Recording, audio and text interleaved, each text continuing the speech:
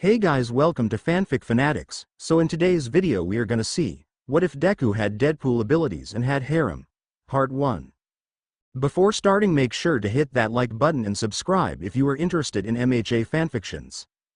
This story is It's Deadpool, but it's Izuku Midoriya by Redpan45. Now without wasting any more time, let's dive in. Inko, can you please terminate the pregnancy? Mitsuki said, worried for her best friend's well-being. You are at stage 4, the chances of you surviving is low as it is. I can't. I have to have this baby. It's the last thing of Hisashi I have left. Inko says, holding a photo of them together with a note on the back. She read the note that he left behind, revealing why he died. They weren't poor by any standard, they were middle class. Though Inko came down with cancer soon after they married. It progressed quickly, though quirks slowed it down, and the process did not cure her. A couple weeks later, Inko found out that she was pregnant, so the situation became dire. Hisashi worked his hardest to provide for his wife and soon-to-be kid. Eventually, the insurance couldn't cover the treatment. This dug into their savings, and soon their savings became dangerously low. Hisashi tried to reach out to their extended family for help, only to be ignored by them. Hisashi had done his best to provide and get funds, only to be ignored by everyone around him except for his wife's best friend, childhood friend Mitsuki, and his best friend, childhood friend Masaru Bakugo. They both tried to help and reach out using their connections to no avail. Inko was 4 months into the pregnancy and it was not going smoothly. She had many close calls, causing lots of fear from her husband. He was ragged. He sold his childhood home and car. He soon bought a barely functioning one to get around. He made one final attempt to get the money. While driving, his car, mysteriously and accidentally, broke down while driving on the lone road in the dead of night. This caused the car to flip over multiple times, causing his death, though when they found his body he had a look of peace, as if he was finally at rest from life itself. He had taken a whole life insurance claim on his life, naming his wife the main benefactor.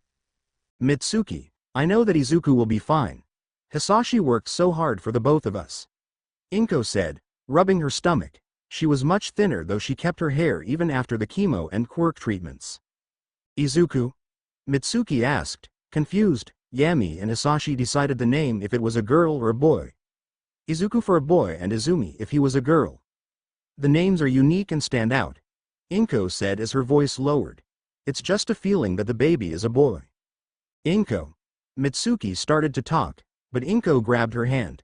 Looks like little Katsuki will have a friend. I wanted to see the two grow up together. Her voice said, getting weaker, her eyes watered up. She started weeping tears. Mitsuki, can you promise me? Promise. Me. That you take care of him. Mitsuki looked at her childhood friend and nodded, holding her hand with hers. Inko, you will pull through this and raise a healthy baby b-boy, she yelled, sobbing. Inko smiled as she looked past her best friend and saw her husband behind her. Inko slowly fell back in her bed as her vitals dropped and the heart monitor flatlined. Mitsuki saw this and yelled for the doctors. They rushed in, trying to resurrect her to no avail. Ma'am, the baby that she carries is preventing us from bringing her back. You have to make the decision to terminate the pregnancy or save the baby? The doctor asked, wearing a saddened face. Mitsuki was going to say terminate the baby till she looked at her childhood friend's face and saw how peaceful she was. Finally at peace after all the pain she has gone through in the past couple months. Save the baby.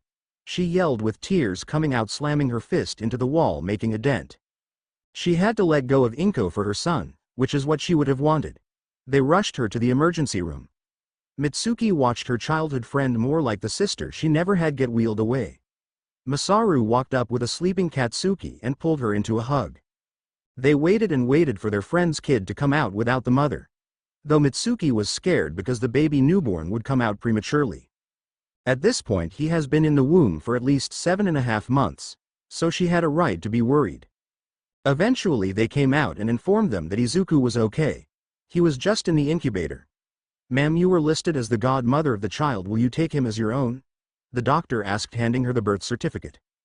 Mitsuki took it and wrote down his name, Izuku Midoriya Bakugo. She wiped her tears and let the process of life happen.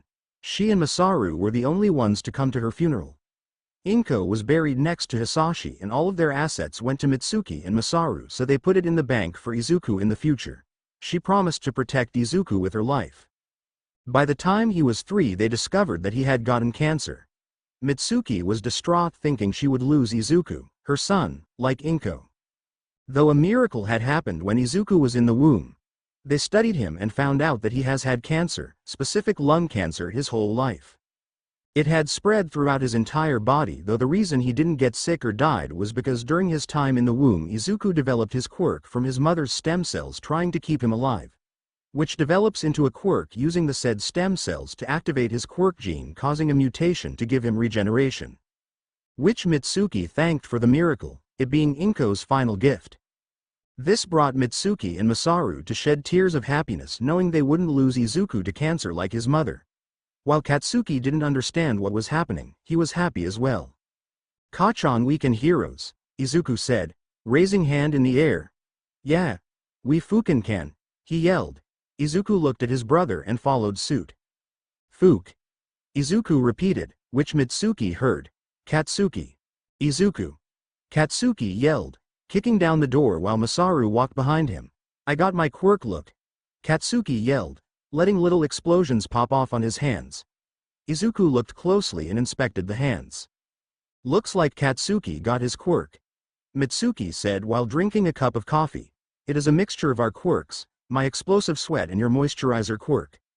Masaru responded by pouring himself another hot cup of coffee. He sat down and then heard a massive explosion go off.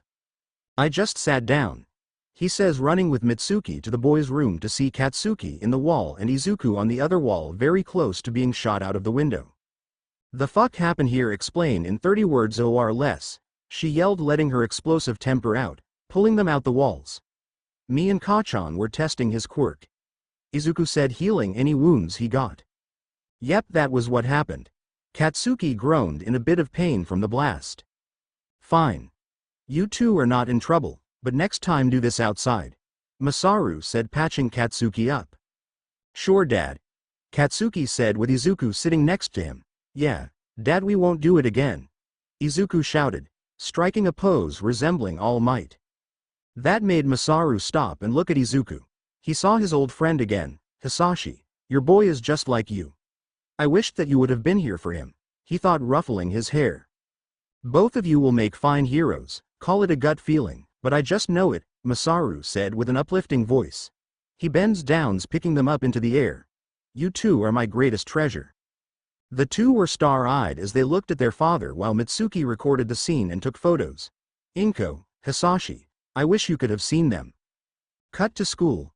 "Wow, Bakugo, you have a cool quirk," Tsubasa said with his wings folded on his back. "Yeah, I know, I can even shoot explosions out of my feet," Katsuki yelled. "Yeah, it's better than Midoriya's," another student yelled. "When you think about it, he can't really be cool or flashy," another said. "Can he even be a hero? He will just have normal strength.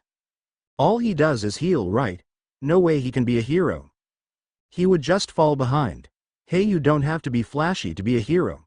All I want to do is help people, that is what heroes do," Izuku shouted at kids that had flashier quirks than him. "Yeah. You damn extras. If you want to be a hero you have to be helping, not fighting. So shut about my bro not being able to be a hero," Katsuki yelled at them. This made them shut up because they knew that Katsuki's quirk in general made him stronger than them. "Let's go, Izuku," Katsuki said, marching off angrily from the group of friends. "Kachan, can I be a hero?" Izuku asked, tearing up from what they said.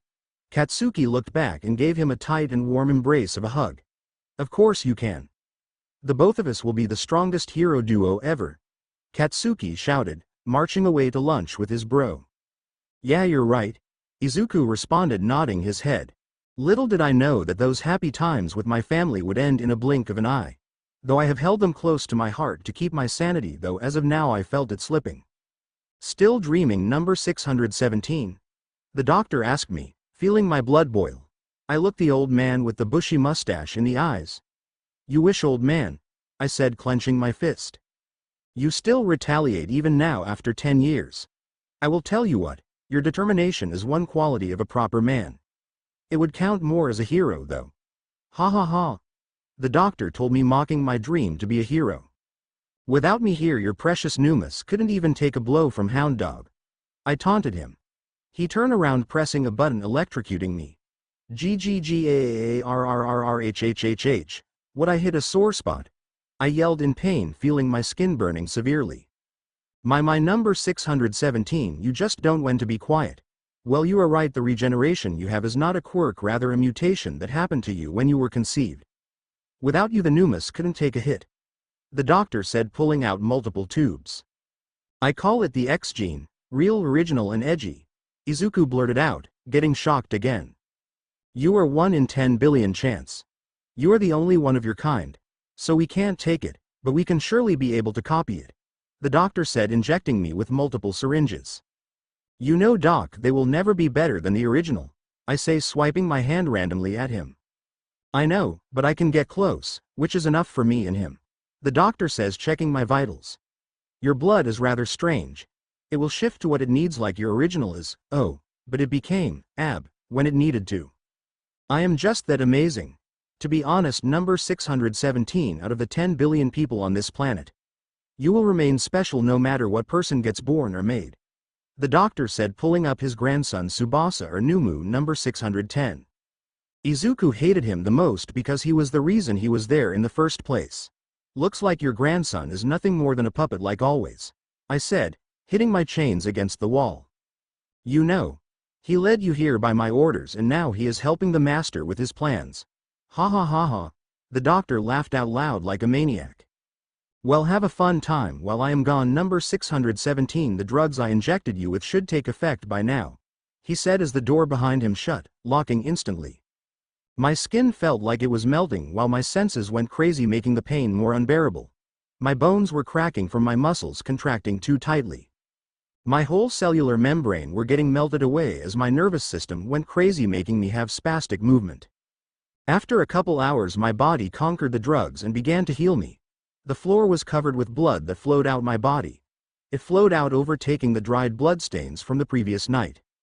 Looks like I get to see you again, child of man. I look up to see the very beautiful woman, Mistress Death.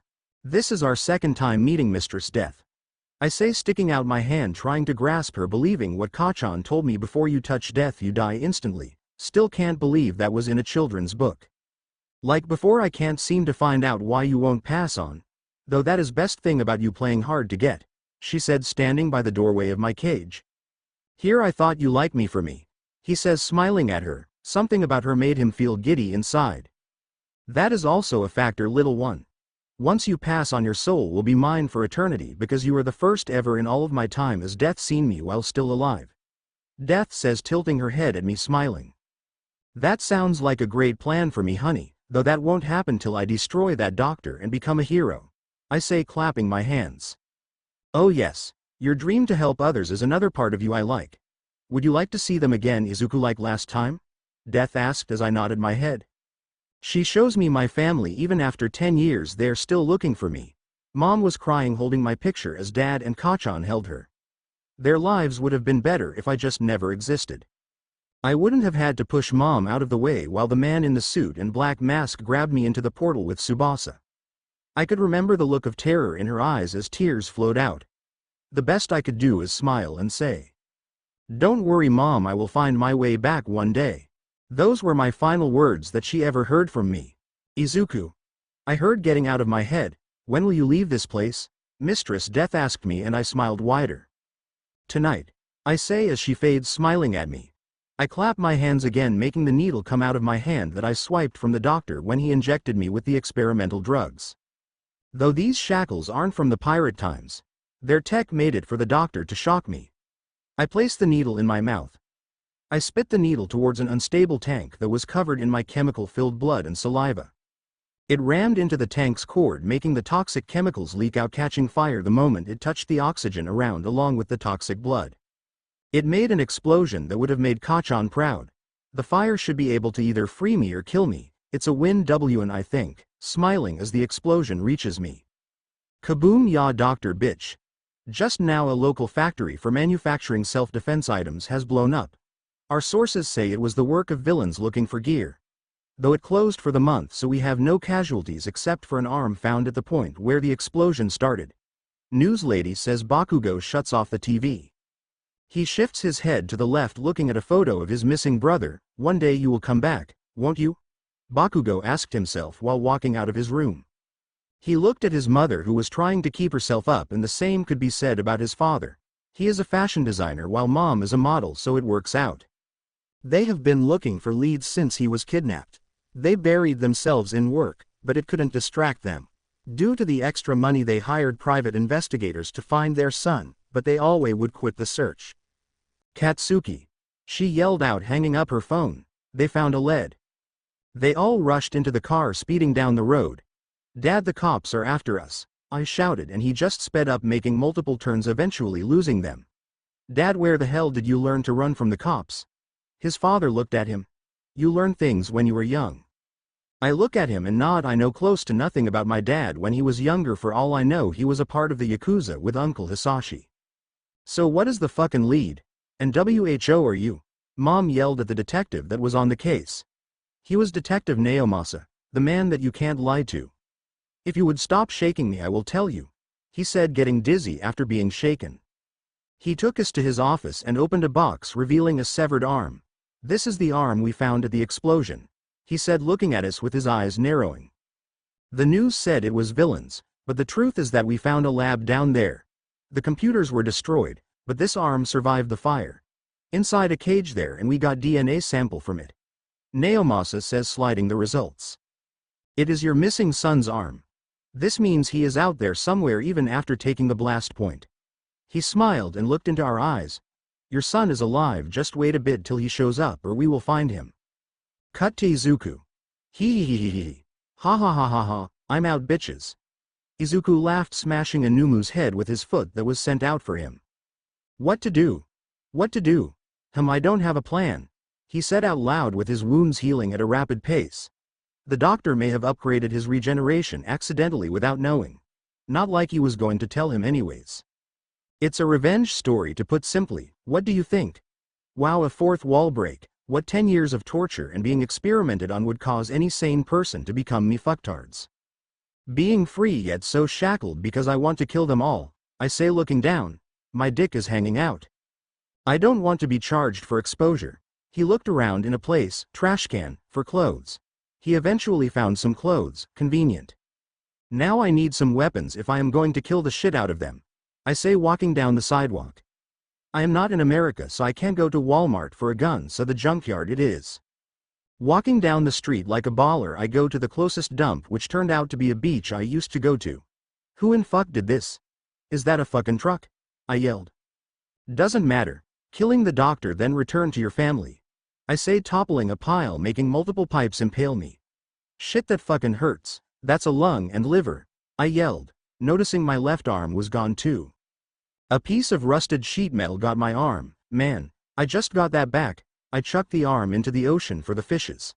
Let me do this when it is not pitch fucking black at night. Gotta find a place to stay. Maybe that abandoned pizza joint that suddenly is in Japan for some reason. Walking into the building was alright. The place looked haunted as fuck, but if it has a place to sleep with shelter, then at home. Sleeping there was the best because I was not chained up. Sure, I have infinite stamina, but that doesn't mean I can't sleep. Cut to the morning. Motherfucker had to time skip my sleeping time. I yell, throwing a chair into the wall. Okay, this is my home, an abandoned pizza joint that is far from people. So that means I own this place now, I say, walking out the front door heading towards the beach. Gotta say I look like shit. My clothes are dirty and ripped. I look so bad that a lady stopped and gave me her change, so yeah, now I have enough to buy half of a nugget. Okay. Time to search this beach, I say, slide down the rail. I will have to spend a couple hours searching for anything useful. Hey, fuck, I screamed out. Are you stealing my supplies? No, I am looking for anything useful for me to use for my revenge, then go home, I say to the dirty and greased up pink-haired girl that had a pair of reddish steampunk goggles on. Well then, don't take my supplies. I need them if I am going to UA when I turn 18. I need these supplies to pass the quiz, she says while aiming a gun at me. I get that, but why are you aiming a fucking gun at me? Just a little encouragement from me so you don't take, she said in full seriousness. Let me put that to the test, ya crazy My Little Pony. I grab a piece metal and I feel a bullet piercing my hand. Fucking crazy bitch. I am gonna like you. I yelled at her, smiling. How about this, I will bring you the parts and you will invent what I need. She thought about it and then nodded, sure thing, just don't steal my parts, acting as if she didn't just shoot me. From that day forward, Mei would come to the beach every other day and tell Izuku what to bring to her. Ultra super mega awesome lab workshop, living quarters, which just turned out to be her parents' garage. It was nice to finally have someone to talk to that wasn't Mistress Death or himself. Don't get him wrong, he loved talking to them. Scout's honor. He was never a scout, but having someone his age to talk to was nice. Okay, Pinky, I am going to track down people that kidnap me then kill them brutally. Then profit. Any questions? Izuku said, wearing a dirty lab coat showing a presentation. Mei raised her hand sitting on her couch in the garage workshop bedroom. How are you going to track them? Excellent question. I don't know, Izuku said, breaking the stick he was using to point at the points. Shit. Well, I was going to start by raiding the bases of the people that I saw them work with. Izuku said, taking off the lab coat. Until they tell me where the fuck the doctor is. Yeah, that is not going to work, Mei said as Izuku messed with her babies being blown into the wall, twisting his body. Izuku twisted his head back to its normal state, making Mei cringe a bit. Will not get used to that, maybe. Well, I make your gear, but that will take time and money, Mei said, making Izuku stop. Money? Yep, you are my first and only client, so you need to pay. Discounted, by the way, she responded by throwing him a hoodie and sweats. Fuck me. Fine, I will get the money. Then my plan goes into effect, Izuku said, putting on the new clothes. Hee, this will be fun. How to make money while having no experience in anything, Izuku said aloud, walking down the sidewalk, seeing a woman pulled into the alley. Looks like that is my calling, Izuku yelled, rushing. Izuku ran in to see the man being dominated by the said woman, who looked like she was having a good time while the said man looked like his mind broke. Izuku quietly walked backwards. There is no way in hell I am messing with a dom futa. That is definitely not my calling. Okay, let's go on a spree for some cash legally, Izuku said, cutting to him beating up a drug dealer for his drugs and money. Free is free, he said, doing the same to the others in the city. He saw a massive person selling drugs, so he did the best thing he could. Shit talk.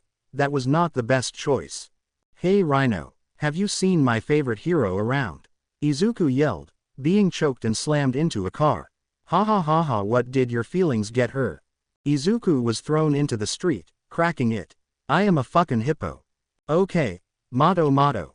I heard you like them chunky, Izuku shouted, getting up with his bones snapping back in place. Shut up. Izuku put his fist up, taunting him to rush him. Which he did, throwing a punch where Izuku dodged, uppercutting him, which did nothing. That's all you got, Motto yelled, grabbing the said arm. Crushing it with ease, then throwing him. It is times like this where I think this was a bad idea, Izuku said, slamming into another car's windshield. Izuku turns around to see a frightened mother and child. Don't worry, I will take care of it, he said in an uplifting voice that was meant to ease their fears. That went out the window when his guts began to spill out. That's not good, Izuku stated, grabbing his small intestine. Then got a great idea. I am Indiana Jones, motherfucker, Izuku yelled, using his intestines as a lasso. He threw it, wrapping around the hippo's neck. Let me go, you, he tried to say, only for the hold around his neck got tighter. Izuku pulled till the guy dropped. Looks like I am good at this, he said, looking back on the destruction he caused. Maybe I am a bit rough around the edges, he said as a car blew up. That is my cue to leave. He left the scene to fight more crime, getting slammed into a bar full of criminals drinking and having fun till he came in. He took the wallet of the guy he knocked out. Hey, don't worry about the damages, I will pay, Izuku said, pulling a stool to him and sitting down, sliding the money. Oh, you're that guy beating up drug dealers around? The guy says, taking the money. Sure, but I am doing this for my revenge, plus I need the money, Izuku said, taking a swing from a full bottle of rum. Look, I need cash to pull it off, so do you guys have jobs that I will get paid for? He asked, getting a nod. Yeah we do, we are all mercenaries, so you want to sign up? He asked as Izuku nodded. My name is Weasel and I need a name so we can bet on the Deadpool, so when you die we get paid for our bets. Weasel said to me, well my name is Izuku Midoriya Bakugo. So sign my. What month is it? He asked, not knowing the date. It is January 17th. Then sign my 13-year-old ass up. Izuku shouted as Weasel signed his name on the board. Izuku smiled like a madman. This is the beginning of a great friendship. Izuku says to Weasel and cling their glasses of rum together. Wow, this looks like the beginning of a long novel and a story that might become much bigger than it should be. Izuku said. Izuku, who are you talking to? Weasel asked. To them, he replied, pointing at the screen. I knew you were a bit loony, so I should get used to this. Cheers to our newest member. Weasel yelled as everybody cheered and drank. Izuku was stumbling his way around the sidewalk at 3 in the night till he made it to a certain pink-haired girl's garage. He thought he couldn't get drunk, but they found a way to by making him drink on a constant flow of the strongest alcohol they had, along with the help of some quirks that made the effects last longer. He knocked on the door. He sees a couple fingers from the door pop out and the door slid up to reveal a grease-covered May. What's up? Did you get the money for the gear you want from little Omi? She said, wide awake, but a little jittery. He tilts his head to the side to see multiple empty cups of coffee, some on the ground. Yep, hick. I got the fucking money, hick. He said loudly, collapsing on the ground. May looked left then right and she sighed. She dragged Izuku in by the arms and shut the garage door, continuing to work for the night. Fuck, my head feels like a hammer is stuck in it. Izuku said groggily. There is, I dropped it accidentally. Hatsume said with her goggles on, welding. Izuku yanked the hammer from his head, spilling some brain matter to the ground. Well, you gave me the money, so wait till your prototype gear is made. Then we'll talk about the superhero suit. Hatsume said with a grin that only an insane person could make. Look, I may be super, but far from a hero, Hatsume. I say, picking up a crudely blade made from scrap metal. Do you have any guns for my use? I asked, putting the blade on my back. Of course, the beach was filled with them. Take 2 for free, but you pay for the ammo. May said, spinning her chair around to face me. Anyway, can I get another discount? Her eyes zoomed in, studying my body and bloody clothes. Sure thing, crazyhead, but are you sure? She asked me. I weighed my options then threw them out the window. Sure thing, Pinkie Pie.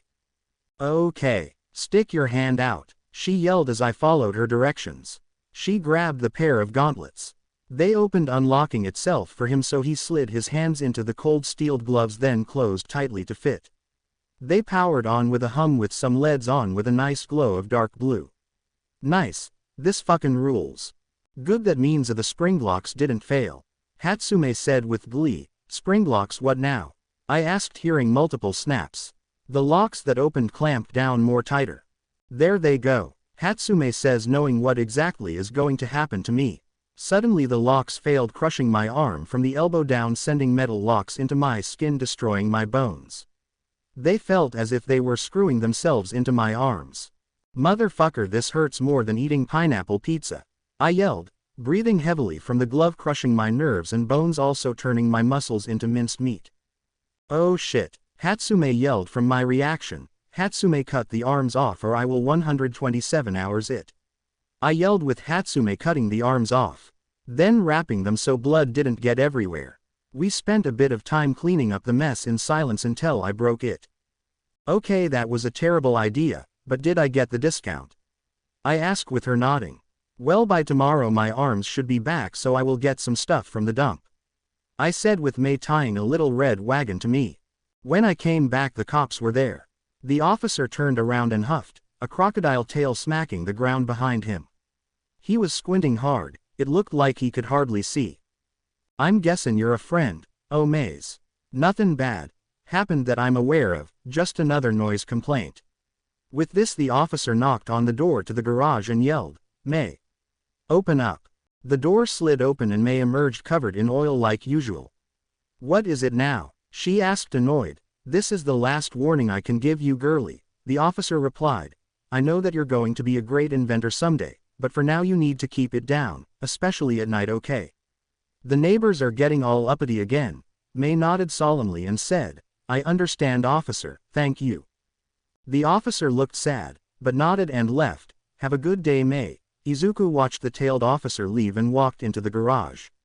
May was sitting on a stool with her head resting face down on a scorched and cluttered table. Izuku waited there for a second, contemplating before he set the parts down on the table and rested his stub on May's shoulder, spraying some blood on her. You know Hatsume, I think I have a place that you could use as a workshop and not get any complaints. May's head shot up and she looked at Izuku with wide eyes, their noses almost touching. Where? Izuku scratched the back of his head awkwardly before simply saying, come with me. The two exited the garage, shutting it behind them. Soon they arrived at an old pizza place, and even though May was hesitant at first, seeing Crazy Head go with no fear made it a bit better. Izuku led May through a door that said, employees only, to another room. Inside this room there were shelves on the walls and a table sitting in the middle. So, Crazy Head said with a bit of hesitation, what do you think? May sat there for a second, stunned. All of this, just for her. Tears pricked her eyes a little. Thank you Crazy Izuku, it's perfect. Izuku grinned wide, brightening the whole room and making May take in a breath. Of course Hatsume. What are friends for? May smiled back, a tear rolling down her cheek. Yeah. May arrived home that night, the smile having not left her face since leaving the old pizza joint. She walked up the steps to the front door before she noticed it. There were cars in the driveway, her family was home. No big deal, she can handle this. No she can't. She opened the door quietly, shutting and locking it behind her as stealthily as possible before tiptoeing towards the door to the garage. May, an angry voice stopped her, come in here please, damn it. May's head hung. They had caught her. She trudged into the living room where her family all sat around. May, her father said, we got another noise complaint today. May flinched a little and nodded, not daring to say a word. We have indulged you in trying to follow our footsteps and become an inventor, but you should find something else to do. Her mother continued, maybe take up a position at a lighthouse or mountain ranger, your quirk would be really handy there. This was something May had heard before. Unlike her parents or her siblings, her quirk wasn't really applicable to inventing. Her younger sister was able to draw perfect memories that she can draw out without missing details. Her younger brother was able to know how to use any tool he picked up flawlessly. Her father was able to forge tools from raw materials with his bare hands, and her mother was able to write code flawlessly, one of the quickest on the planet, something May had been proud of when she was younger. Her quirk, however, it was useless. Everyone had told her in school. The very reason she didn't go. Her family and counselors tried to convince her to choose a different career path. The reason she doesn't talk to either if given the chance. Even though her parents had allowed her to use the garage to make her inventions, they also made her sleep there so as to not disturb the rest of the house. She had to build an AC unit from scratch to help with the lack of insulation in the garage. We will be having dinner in an hour. Would you like to join us for once or just have your cup of ramen in your workshop instead? Her sister sneered. Calling in that noise complaint was a great idea. May mumbled off an answer before quickly slinking into the garage where she let off a huge sigh. She made herself her dinner. Cheap cup ramen that her parents give her so that she doesn't starve. Then climbed into bed, a couch that she found at Dagoba. Later that night May woke up in a cold sweat. She had just had a nightmare. They were common. As she lay there looking at the ceiling she finally realized something. Izuku had given her a workshop and whatever else she might need, she should take him more seriously. Meanwhile with the main character. Okay, I am going to only ask this once, where is the doctor? I yelled, aiming a blade at the goon's head. I slam a knife into a photo of the goon, he made me ask twice. I yell, pulling off my white ski mask. Does the mask muffle my voice? Don't answer that, I say, pulling out a pool stick from my gut. God, this can take years. I am just trying to dismember one guy, not his goons. Why does life hate me so? I say, getting a message from Weasel. Ooh, my first job. A nice guy is stalking a girl. That seems like a good way for free food. I put on my red coat that I stole, stop snitching on me, and I take off to a random person's home. Pizza delivery. Genton said, knocking on the door. The owner opens the door. I didn't order anything. He said confused. I did just, come in, I will pay. I said coming out of the back room. Who the hell? The fuck are you doing in my crib? The owner tried to act tough till I pulled out my gun at him. Hey take it easy. If Jiren wants his money I will get him next week. He freaked out. Shut up. I am not here for you. I am here for him. I say looking at Genton. Oh thank God I push my gun to his chest making him fall back. Not out of the woods yet. I open the pizza to show a nice proper original pepperoni pizza with stuffed crust. I grab a slice taking a bite. Oh my God that is so good. It has been a long time since. I grab Genton's shirt shoving him into the wall with the gun under his jaw. Please don't kill me, I didn't do anything wrong. He yelled out in terror. Oh yes, you have. Spreading rumors, stalking, and attempted rape. 2 of these would have made me kill you brutally, but turns out she is a kind soul you have been ruining the life of. I say in a rash voice while tears flow from his eyes. I am going to do something that will make you think twice of doing the shit you have been doing to her again. I say shooting a bullet near his foot making him jump then I put the gun in his hand. Pull the trigger at your head before I blow up the home of your parents. She said for nothing to happen to you so your parents will do. I say pulling out a button. He instantly aims the gun at me then pulls the trigger only hearing a click. Dumbest choice you have made yet in your life. Now for your parents. I click the button and a massive explosion is heard. His eyes lose color filled with tears. I take the gun from his catatonic self and the pizza I order. If you talk to her or even look at her I will come find you and kill you. I say to the boy with his head slowly nodding. Also your cat's litter box is filled up. I say to the owner, I don't own a cat. I look at him surprised. Then whose litter box did I take a shit in? I walk down the street with the phone from the kid. I shift my head to the side looking at the billboard I blew up that said, Genton's parents' home. What? I have some soft spots and I do have some hard spots. That came out wrong. Either way that kid smelled like shit after I pressed the button just want to let you know. I say walking into a skate park and walking up to a group of girls. Hey Abara Shiozaki, it's Dawn, she give me a hug, and that's why we do it mostly for the money though. I say backing up from her. Thank the Lord for your help. You're my hero. No I am not a hero I am a guy that gets the job done unlike them or the police. I said, patting her head, well you're my hero and that was an extra payment. She said quietly. I handed her the phone. If he bothers you again, give that to the cops then he will be arrested or I will just kill him. I said walking away to the bar with my golden card. Twinkle twinkle little star someone should have told you not to fuck with me. I sang aiming my pistol into the sky shooting into the sky twice, bang. Bang. Now where the fuck is the doctor? I yelled shooting a guy's foot. Tell me where your fucking boss is. I yelled, slicing their arms with my crudely made blades. One jumps on my back so I flip him to the ground, damn spider monkey. Oh wait you are a monkey, oh I just do a quirkism. I say shooting him. After a few guys that are not living anymore for some reason. The boss was a brutish type, he was massive in size compared to me. Okay, shitstain, where is your boss? I say aiming my blade at him. Oh man you like were tased in the face. I yelled out turning away. Just shut the fuck up. He yelled, swiping his arm at me. Which I slice off. Where is the doctor? You one-armed scumbag. Stabbing his other free hand trying to block the blade. I kick his face, breaking his nose, sending him crashing into a bunch of wooden boxes. I walked out with no information so I lit the place on fire. Hey Midoriya, any luck yet? Weasel asked me. Nope. Found out the place that I lit on fire was the wrong address so I took out the wrong drug ring. Turns out the one I needed to take out was a street over. That would explain the amount of blades, spikes and bullet holes in you right now. Izuku looked down, accessing himself. Well you missed the part where I still have a dog biting my foot right now. I say with a collected tone lifting my foot showing a chihuahua. Did not know that they even sold them here. I say walking out with it still biting. Eventually it left me alone so I left for the pizzeria. Hatsume, you in here?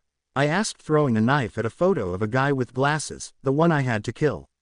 He died later of shock, so I didn't get information or get to kill him because he saw the fire. Who knew he had PTSD from fire? I didn't. Izuku, are you talking to the air again? Hatsume asked me as I snapped from you to her. I am talking to them, not the air, Hatsume. I say, sliding into red Crocs. Again, I still don't understand, but I will let it slide. So did this purge of life get you anywhere close? She asked me, spinning her around to face me, shifting her legs on top of each other. Well, no. But I got to take out 2 drug rings and set one on fire in the process, accidentally, jumping on the couch after saying that. Either way, you took out bad guys, so all in a day's work, right, Izuku? She said with a smile. I thought about it for a bit, then nodded to her sentiment. Yeah, but I want a specific person to kill, the others I could care less about. Taking out my phone to check the news, Endeavor got blamed for the fire. Izuku, you need to take better care of my babies. The sword is cracked along with guns being very damaged. Were you punching people with them? She asked, using her quirk to zoom and inspect the weapons. Maybe. Remember, I am fighting multiple people, so can you let me slide with the damage I cause? I say, looking at cat videos. Okay, fine, you get a slide.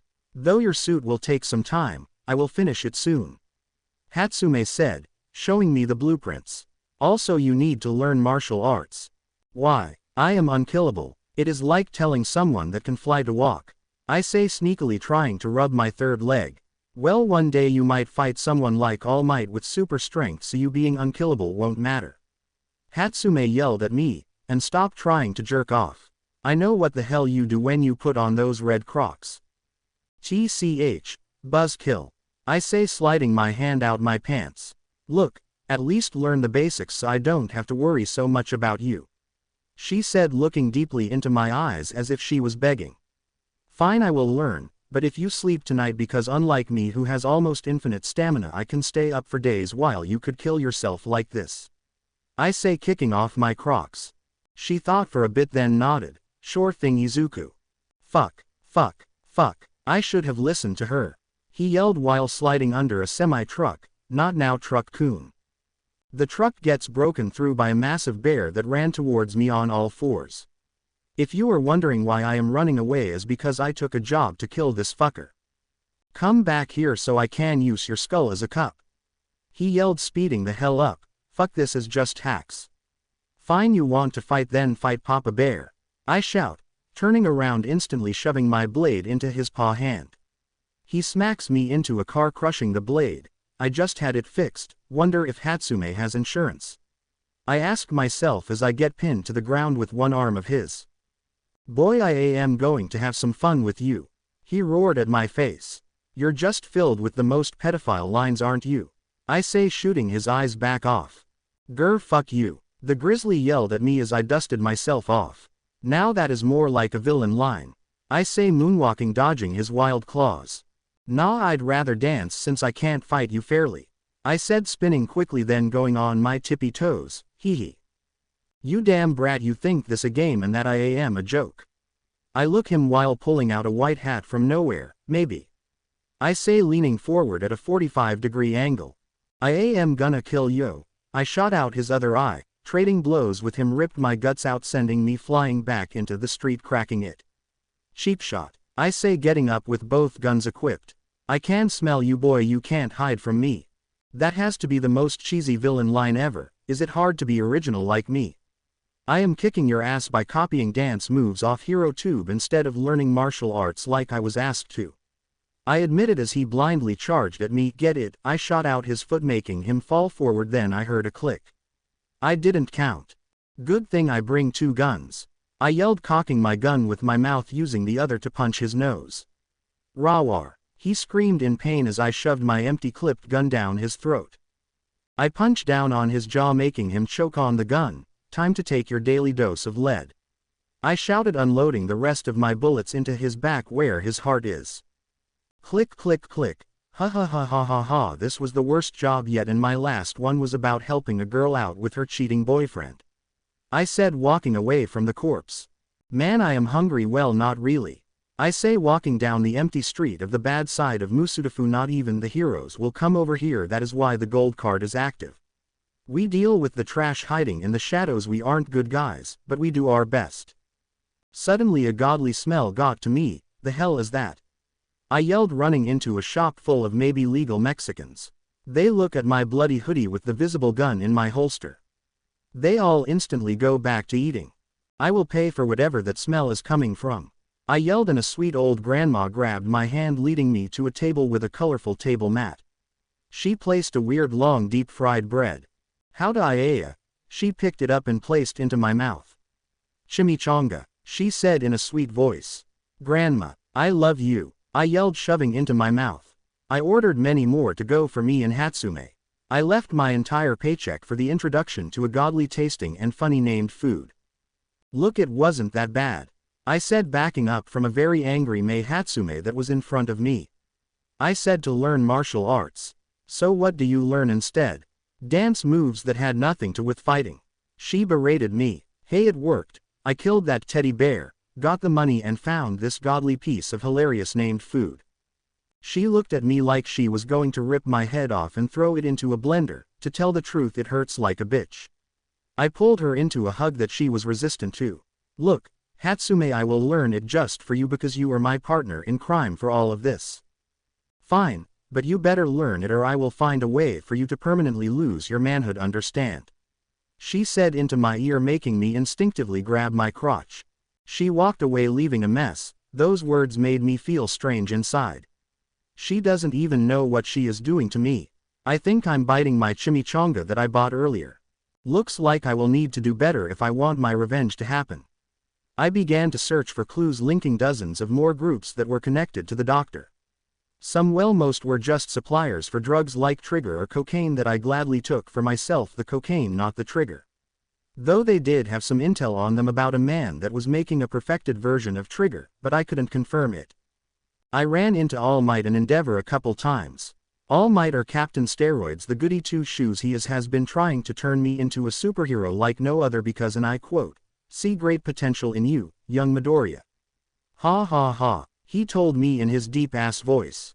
Turns out leaving arms, guts and tons of blood on crime scenes can really get you caught on what your secret identity is to the cops. I don't care that they know who I am because I am not stopping till my mission is done. Endeavor still hates me for tagging his agency all over with his actual name, Enduhor. Look at me, you pasta-faced bastard, where is your boss? I yelled, holding a grunt over a building. He wasn't talking, so I dropped him to the ground, hearing a splat. I stuck my finger into my chest holes that were caused by bullets. Ouch, these cock gobblers sure know how to shoot. I say, kicking a head I sliced off like a soccer ball into a trash can. Score. Just need to keep going. It has been a year's worth of work of taking down Doug rings and sex rings, but I finally got my lead for my motherfucking revenge. I yell, kicking down the door to the pizzeria in my green suit that Hatsume made me to fight with. It provided me with more protection and weapon storage. Hatsume, I am home, I yelled, catching her when she flew at me with her new prototype jetpack. Izuku, you're back. Did you get any gear from the villain? She asked with a lovely crazed smile. No, but I finally got a lead for the doctor. He is going to be in a convoy soon, so I will finally get back at him for all he has done to me. Mei and I have been working together for a while now, though she has been helping me out with some mental problems that I got from the torture they did to me. Looks like we can finally put an end to him and maybe we can start a new chapter in our partnership. She yelled while sliding me a paper for UA University. Soon I can start the dream that you have been helping me with since our team up. You still have a lot of time. The both of us are still. What month is it? I asked, not knowing. November, I think. She said. Well, we are still 15ish. You have to wait 3 years till you can do your dream that I will gladly be the test subject of. I say, proudly taking my mask off.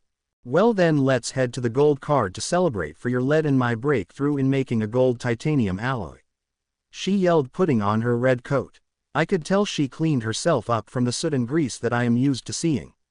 It was breathtaking how beautiful she was cleaned up. Then again, I like her dirty self just as much. Come on, Izuku, let's go before it gets too late, she yelled, wrapping my red coat around me. Sure, let's go, and I got a shortcut. Time skip to the gold card. Works every time, I say with Mei looking confused. What are you talking about? We walked here like normal.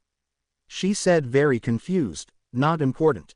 We walked to see them all look at us. It's Captain Deadpool. They yelled, putting their drinks up. Captain Deadpool? I asked, sitting at the bar stools. Well, technically you can't die from anything, not even cancer like you said. So you will forever be on the Deadpool board. Weasel said to me as I looked up to see who betted on me. You betted on me dying. Your terrible fucking friend, I said, sliding him a note for a drink. Well, it was when you first started and I thought I would finally win some money. He admitted, making the drink called the blowjob. Well, the name is cool, but drop the captain part so the name Deadpool is your alias now. Hatsume exclaimed when a newbie showed up and walked up to her. Hey honey, how much for 10 minutes? He asked, wrapping his arm around her and eyeing her drink, pissing me off. Look buddy. I wouldn't. Suddenly Hatsume grabbed his junk and began to squeeze tightly. Look big boy, I ain't that type of girl, so you better say the magic words before they stop functioning. She said with a tone that was dripping with venom. Please, Ace, let go. He gasped with May dropping him to the ground. Wow, Hatsume, that was pretty cool. I said, drinking my liquor. That was nothing. She said, sipping her chocolate milk was more like chugging. Hey Barbara, can you give this to Big Tony and say it was from Kazuki? I say, handing her the drink I specially ordered. Hatsume and I looked at the scene as it unfolded with glee. Tony took a sip of the drink and spat it out with rage. He stomped over to Kazuki, who had a mutation that made him look like a turtle, a snapping turtle to be exact. Hey, you think this is a funny joke? Tony yelled. His quirk was called Drunken Rage. He grows stronger the more drunk he is. He slams his fist into Kazuki's face, making a brawl happen with people making a perfect circle somehow. By the end of it, Kazuki was on the ground bleeding.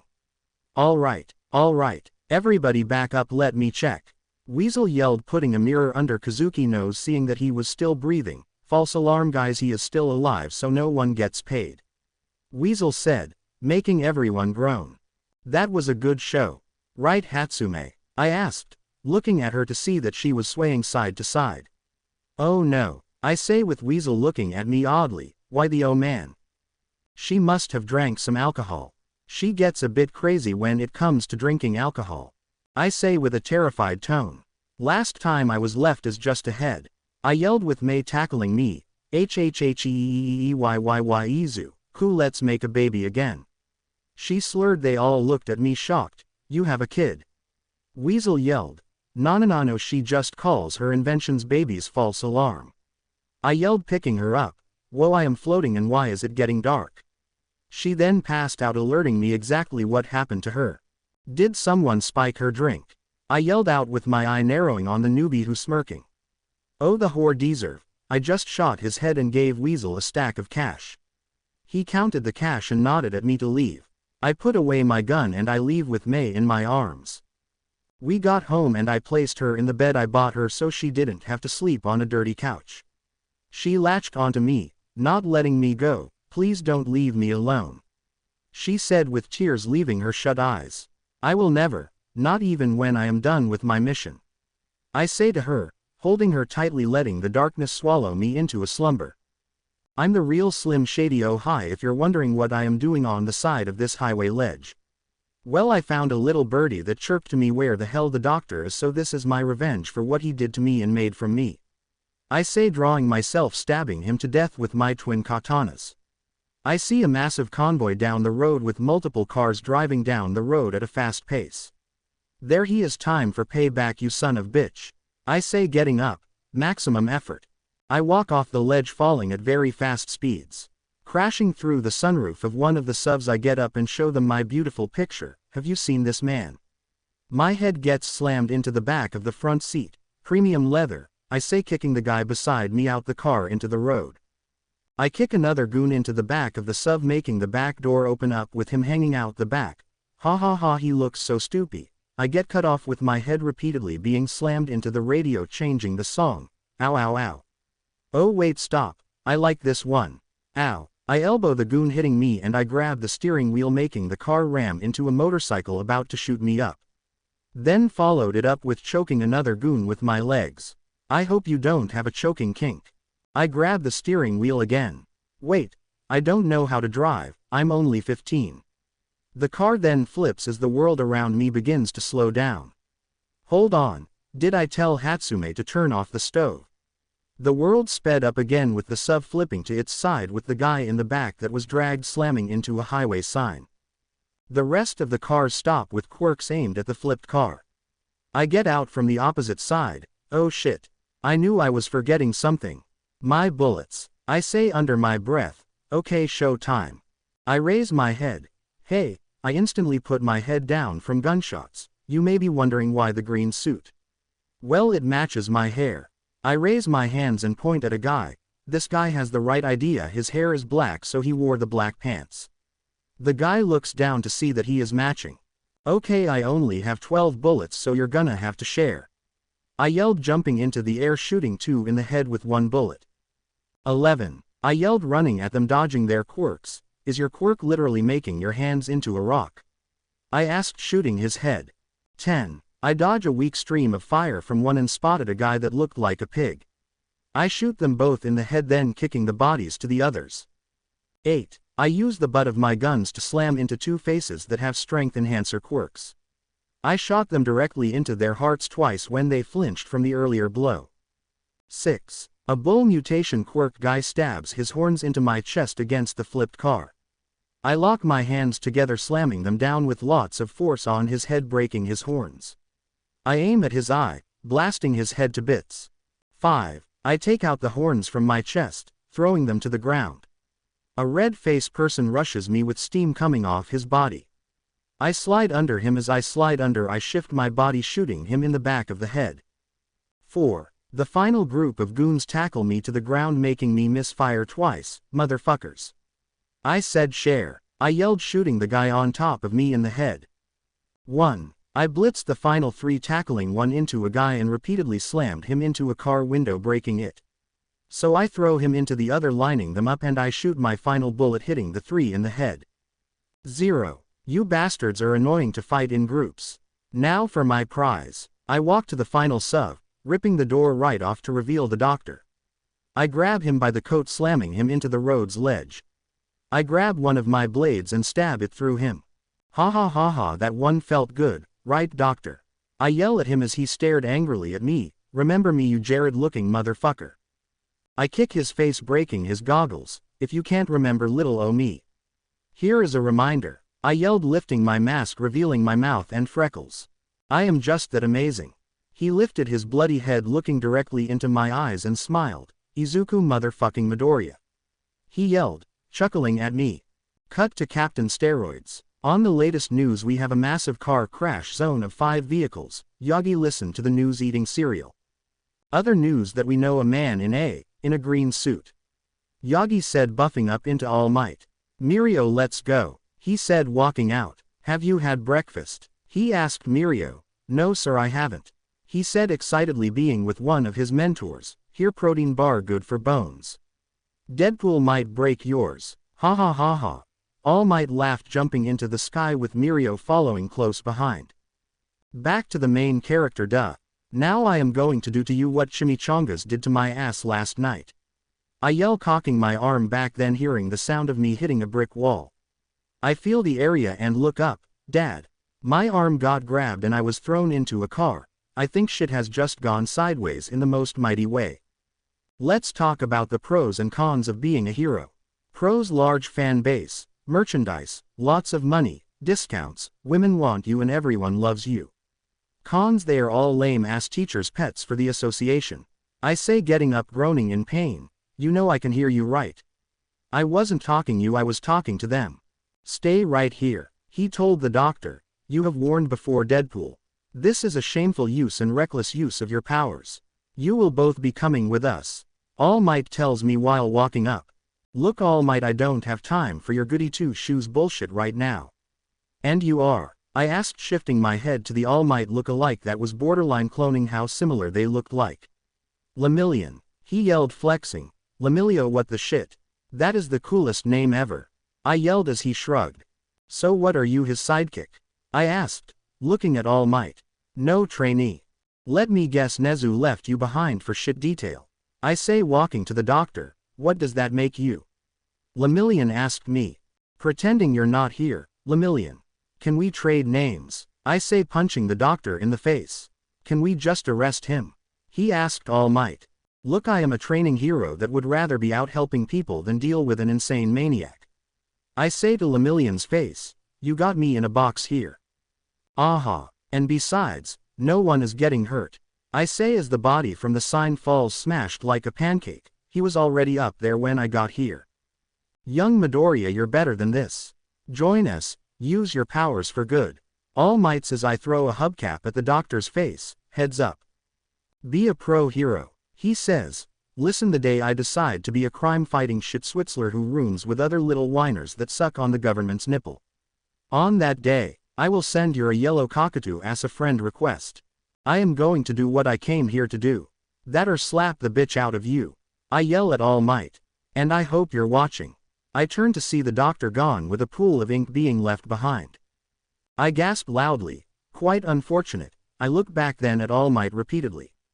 That does it. I jump up and slam my fist at All Might's face, shattering my hand instantly. Wow, Canada, that's not good. I say, young Midoriya, please. Cock shot. I punch where his balls would be breaking my other hand. Oh, your poor wife. You really should stop. I back up in pain looking at my broken hands. All the dinosaurs feared the T-Rex. I side flip into the air, smashing my leg into his neck, breaking my left leg, landing me on my back with my twisted leg. I promise this gets worse for you, big boy. I yell at him. This is embarrassing. Please stay down, he says as I prop myself on one foot. You hear about the one-legged man in the ass-kicking contest? Do you have an off switch? Yeah, it's right next to the prostate, or is that the on switch? All Might just bitch slapped me into a car. I am taking to meet Nezu. I know he doesn't like you, but we can talk. Placing a cuff on my wrist connected to him. Is he a mouse or bear? I don't care. I groan in pain as I am dragged. Dead or alive, you're coming with me. You will recover, young Midoriya, you always do. My hand regenerated, so pull out my switchblade and start slicing off my arm. Are you there, God? It's Izuku. I yell, ripping my hand off, falling off the edge of the highway, landing in a garbage truck driving away. All Might looked at the hand to see Izuku left a message on it in the form of a middle finger. Why must he be so difficult? Yagi, why do you constantly try to persuade Izuku Midoriya Bakugo to become a hero? Nezu asked the deflated hero. He is a child that is hurting inside with a mind that is trying to mend itself with revenge. He has so much potential as a hero. Yagi says, sipping the tea handed to him. He may be a mercenary that kills, but he does the right thing. The reason I say that he could be a great hero was a single moment that I saw with my own eyes. What I saw was a young man that is doing good in his messed up version. Yagi recounts the first time he met him and he was out of time. He rushed onto the road full of incoming cars and trucks to save a little girl and her brother who tried to push her out of the way. He was able to throw them to safety as he was run over by the said car. He would rather save people than himself. Yagi stated, placing down the cup. I believe he will stop being a killer of villains if he gets a chance. Nezu, he would be a great child to have at your school. Nezu listened to his words and shook his head no. Yagi, he is a killer that dismembers people for revenge. Yes, the people he kills are terrible, but that is still murder. The main reason he is not in jail is because the police are afraid of him, and so are some heroes. We have laws that even as heroes must listen to. He does not and will not listen to rules. Where he goes, destruction is left in his wake. Nezu said, looking directly at Yagi. Izuku Midoriya Bakugo is wanted, but the public doesn't know that. If he shows up to UA, every enemy he has made will eventually follow. Nezu says, pulling out a file. He has over 89 confirmed kills. The society that you created with your image of peace would fall apart with him being a hero. Nezu said, showing him the crime scenes. Young Midoriya has done more good than the average pro. He has lowered the crime rate by just being around like me. His presence alone strikes fear for the villains. He is the boogeyman that will hunt you down with his persona of being the unkillable vigilante. Deadpool, Yagi says. He was tortured, Nezu. He is still on the good side after everything he has been through. He is still helping, Toshinori says, throwing his hands into the air. The answer is still no, Yagi. He will only bring trouble of UA. I want to protect the students. Like you said, his presence alone drives villains away. But that can be used in reverse once they aren't afraid they will hunt him down like an animal. Nezu says, shutting down Toshinori's case for getting Izuku into UA. This can be said for me, Nezu. The moment the villains think they have something for me, they will hunt me as well. Toshinori said to the principal, walking out with his sidekick Night-Eye. Yagi, I know why you want to help him. He was hurt, but the man that weakened you. You feel responsible for what happened to him. Nezu said as Yagi stopped for a moment before fully walking out. All Might, why do you want Midoriya as hero? Night-Eye asked as Yagi looked at him. He may be a bit rash and rather vulgar with his language. Midoriya is someone that will never give up no matter the obstacle. Cut to Izuku. Sorry for bleeding all your trash, I yelled as the man nodded and drove away from his stop. Man, it feels weird when your year-long plan ends with the wrong guy getting dismembered, I yelled, wrapping a rag on my stub of a wrist. Hatsume, can you open the door? I forgot my keys, I yelled so she could hear me. She opened the door, letting me in as I put on my Crocs. So, did Ya finally get the doc? She asked, going back to wiring up a new baby. No, Captain Steroids got in my way, so did his smaller clone version that has the coolest name, I said, digging into the fridge we bought from Craigslist. Looks like I lost my only chance to get him. Now he probably won't show his pedophile-looking face anymore, I say as I eat my food. Well, you could always, stop. Hatsume suggested, tossing me a ball. I go to catch it, then remembered I had stub for a hand and my food in the other, so the ball hit my face. Ow. Hatsume, fine, I will stop for now and chill, but if I get a single clue that he is out and about again, I will start again, I say to her as she gets close to me with her face inches away. Pinky promise? She asked, sticking her pinky out. Sure. Pinky promise just for you, May. I say, pinky promising her. She wrapped her arms around me, giving me a nice tight hug that I returned. Don't worry about Pinkie Pie. Both of our dreams will come true one day. Yours is one that I will support the whole time, I said, booping her nose. Now come on, let's try your new baby out for a spin. She smiled and handed me my red sweater. No, let's just go and have some fun, just me and you, she yelled, cleaning the grease stains off herself. By the way, have your parents reported you missing yet? I asked, changing out of my suit, sneaking a peek at May. No, I don't even like to call them my parents. Ever since I got my quirk and it wasn't technology-based like my siblings, they stopped caring for me in my dreams. She pulled down her new shirt. At first I wanted to be a hero to help people, but my quirk came and I was told I couldn't be one. So I went to support so I could at least help heroes save people, but my family shot down that idea the most, she said in a low voice that quivered. I pull her into a tight hug. Who gives a flying shit about what they think? Those quirkist fuck don't know shit about you. You're the best inventor partner in crime I could ask for, I said to her as I felt my shirt get soaked a bit. They need help with quirks to be good at inventing while you learned how to do all the things they can.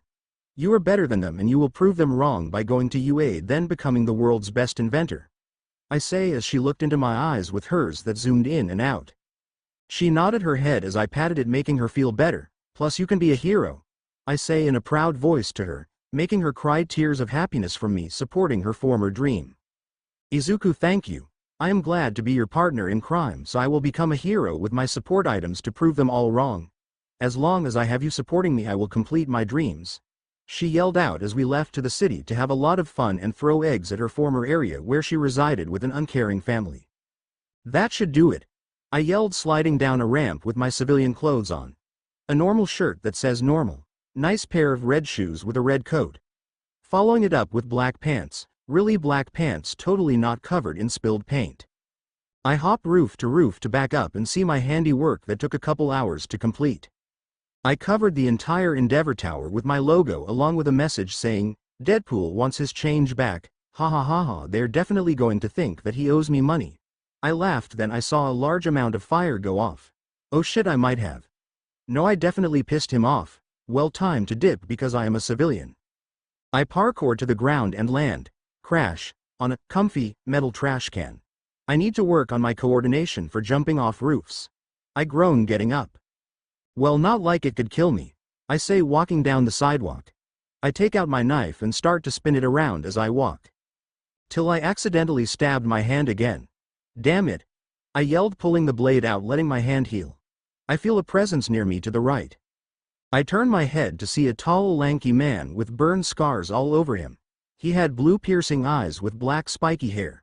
His clothes were loose and he had a black trench coat. "Oh God.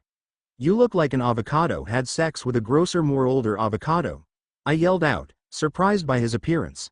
"I can get that," he spoke up after thinking about it. "I mean rough sex like they were just hate fucking." I continued while making hand signs. "I get it," he yelled at me with his hands lighting on fire with blue flames. "Okay. I will stop, it is just that you're just haunting," I say, putting my knife away. "Look, I just want to have a small chat," he said, turning off his fire. "So what do y'all want then?" I asked nonchalantly.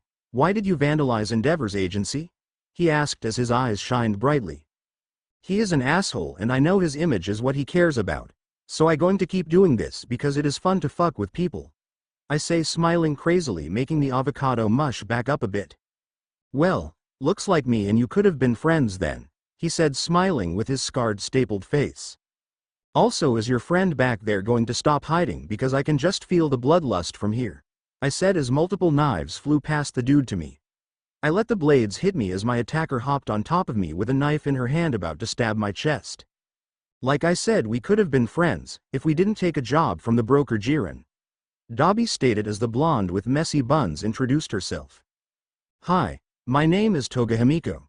Give me your blood," she yelled, driving the knife downwards towards my chest. I caught it with my hand. The blade stabbed through my hand, causing more blood to spill.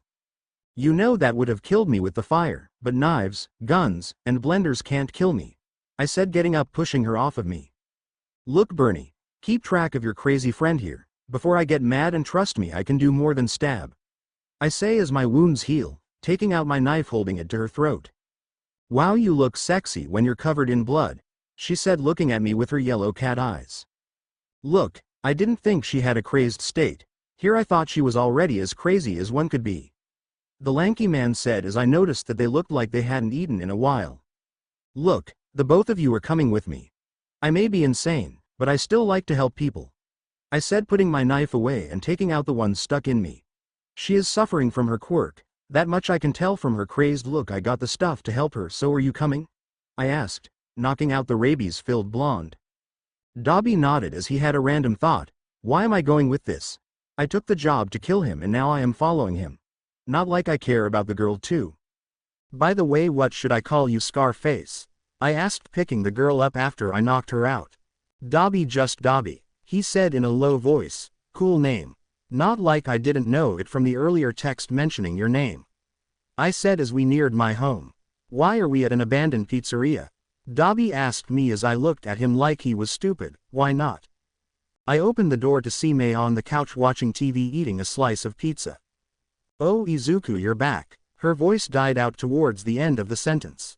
"Why is there a girl in your arms?" she asked with a closed-eyed smile. "Nice to see too, Mei, but she is suffering from her quirk, a lack of blood, so can you please get me a couple syringes so I can help her?" I say, placing her on one of the many tables the pizzeria had inside. Mei rushed off, getting rid of her dark aura instantly. "Dabi, sit on the couch, I will help you later," I said, taking off my bloody coat and tossing it in my bloody clothes pile that I still haven't been able to get rid of the bloodstains of. "Wait, I don't need help," I cut him off. "Yes you do. You are a sandwich away from being malnourished, I can say the same for her," I say, grabbing Toga's mouth and slightly opening it. Mei came back with the syringes we stole from an underground hospital for villains that I later took over. I drew my blood and put the tube in her mouth. "Before you ask, my blood is clean, very clean. It also has regenerative abilities, so it will help her out in the long run," I say, closing her mouth and placing a blanket on her. Then a thought appeared in his head. "Wait, I haven't told you my name yet. I am Izuku Midoriya, aka the unkillable Deadpool," I proclaim as he looked unimpressed. Then I sat on a stool. "Ever since you came out as a merc, I had one question for you," he said, leaning back while eating Mei's pizza. "Go on. I have no secrets to hold. Mainly because people find out about them too easily," I say as Mei came behind him with more pizza from the kitchen. I took a bite as Dabi took in a deep breath. "Why are you doing all this? Do you have a purpose?" "I have mine and I will do whatever I have to do it," he said as I thought about it. That is a tough answer to give because the answer has changed since I started. I say as May gave me a hug. At first I had finally escaped the facility I was trapped in for 10 years. I lost 10 years of my life just to be a lab rat. I saw and felt many things that only added fuel to the flames in my heart that was burning for revenge. I say as I remembered why this journey started. I took a deep breath and continued. I met May, who made my amazing gear, and thanks to her I was able to go as far as I could. She blushed from the compliment I gave her. I remembered everyone's face I saw either on a screen or in person. So I went on my way hunting them all down to the pits of hell itself. I say taking a bite of my pizza. The more I hunted these people the more good came out of it. Drug rings, sex rings, and human trafficking, I took them all down, only leaving a pile of arms, legs and heads. Due to my brutality, this area is where only underground heroes come to because the popular heroes don't even think about stepping foot here. I say throwing a knife at a map of the people I hunted for photos. I have gotten full control of the crime here. I have an underground hospital for people that can't afford it. Look Dobby, I became a killer for revenge, but that has changed from the past 2 years of constant bloodshed. To answer your question, I am a killer that had bad intentions that did some good over time. I finished as he took in the information. That was a mouthful, but thanks for the answer, he said, looking down at his hand and was about to set it ablaze. Look Dobby, do you know that I know what experiments that made your body weaker and who did it to you, I say as he looked at me shocked. He opened his mouth, but no words came out. Look, this society isn't perfect, the area proves that, but it has its good spots, like the kids that run under the sun with joy, ignorant of the world around them. I say, remembering my time with my brother. May and I can help you make your own path. Look, your life may not be what you think, it's being fucked with by the people I am hunting. If you want to find the truth to your hatred, then take my hand. I say, sticking my hand out. He hesitated a bit, then took my hand. I don't know how you know that name, but you said my life is being messed with and I want to know if it's true. Good, this should make sure that you don't follow some shitty ideologies from a maniac. I smiled at him as he looked at me grimly. Well, I did make him second guess his life. By the way, my lovely partner May might have a way for your scarred parts of your body. It could help with burning yourself with your fire. I say, and he instantly perks up. Oh. You mean the Izu's goop I am trying to make? May squealed, with Dobby being confused by the name. That's not your you know. Dobby questioned Izuku, but May butted in. Well, I removed a buttload of Izuku's stem cells, then made this experimental goo with some less than legal items. That Izuku was stolen from me, so I made it, though I still haven't found a proper way to mass produce it. May said, pulling out a jar of red goo. Why did you make it again? Dobby asked as May trying to open the lid of the jar. Well, I was trying to make it so Izuku could regenerate his body faster. Izuku, I give up, open the jar please. May said, handing me the jar. It could soon help regrow full limbs. May exclaimed as I handed her the jar opened. May grabbed his wrist, rubbing the goo on it. She waited for a bit, then lifted the dried scar tissue to see healed skin under it. It may take a bit, but it seems that Izu's goop is working great, just a bit slow, she said, taking down notes. Dobby smiled from the fact that his skin can be healed, then maybe he could use the full force of his flames without issue. By the way, can you do me a favor? I asked as May took notes on the goo's way of working. It matters what the favor is, he says, peeling off some of his dried scarred skin as if it was beef jerky. I need you to enter UA. UA, why? Dobby asked me as I pulled out a flyer. This states that UA will help you out of living problems and will provide a dorm house to live in. I say with him reading it. I have enough money to support you for the tuition because that is a bitch to pay. I said, rubbing my fingers together. Why are you doing this? We just barely met. He raised his voice at me. I look at him with my bright green eyes. Believe it or not, I have a great memory compared to a certain wild weasel's cousin. I can remember the faces and names of all the people I saw when I was captured. I say, remembering the amount of kids they were after for their quirks. So what? Don't know who I am. I have been solo till I met Toga. He yelled at me with flames erupting from his skin. I know who you are because you're just like me. A lab experiment that went wrong that was thrown away like trash. I yelled back at him with his face beginning to turn dark. Look, if you go to UA they can make sure that you will be protected and eventually Endeavor will not be in your way for revenge. I say with Mei bringing a lot of documents. Here you go Izuku, I thought you would need these. She said, grabbing a slice of pizza sitting down next to me. Thank you Mei, you are the best. I say looking through the files. Hitting all of the doctor's associates gave a lot of info on the children they were taking to create vessels. Look to ya, I may be insane, but I have soft spots for children. Yes, you are older, but you get the gist of it. I said, sliding him a packet. If you want I won't force you, I can restart your life with a new identity and new background. He takes the packet shakily and reads through it. He places it down and looks at me with his eyes burning bright blue with determination. I will do it. I am going to surpass my father, even All Might himself. He bellowed with his flames disappearing. When do I start? He asked me as I smiled at him. Well, let's not rush things. The exam is in 10 months, so I will help train your body and deal with your low heat resistance problem. I explained with him smiling. But first, you must eat, so your body can survive my babies. Mei yelled, shoving food into his mouth. You are going to be our project, so we must make sure you are healthy. I chuckled as I have something to look forward to. By the way, since you are dead on paper, I will have to get you a fake identity so your name will be Tuya Midoriya. I say with him nodding. My family is filled with fire users, so you will fit right in even if they didn't give a shit about me. I say as he thought about it. Now that his story is restarted, let me begin my plan to fuck with the doctor himself. First thing I have to do is for people to know who I am. That is done because of my mass murdering and constantly fucking with Endeavor. So I am going to go on a spree of non-stop crime fighting with serious brutality. That was the plan, but somehow there is no crime right now. Suddenly I see a person on top of a roof near the edge.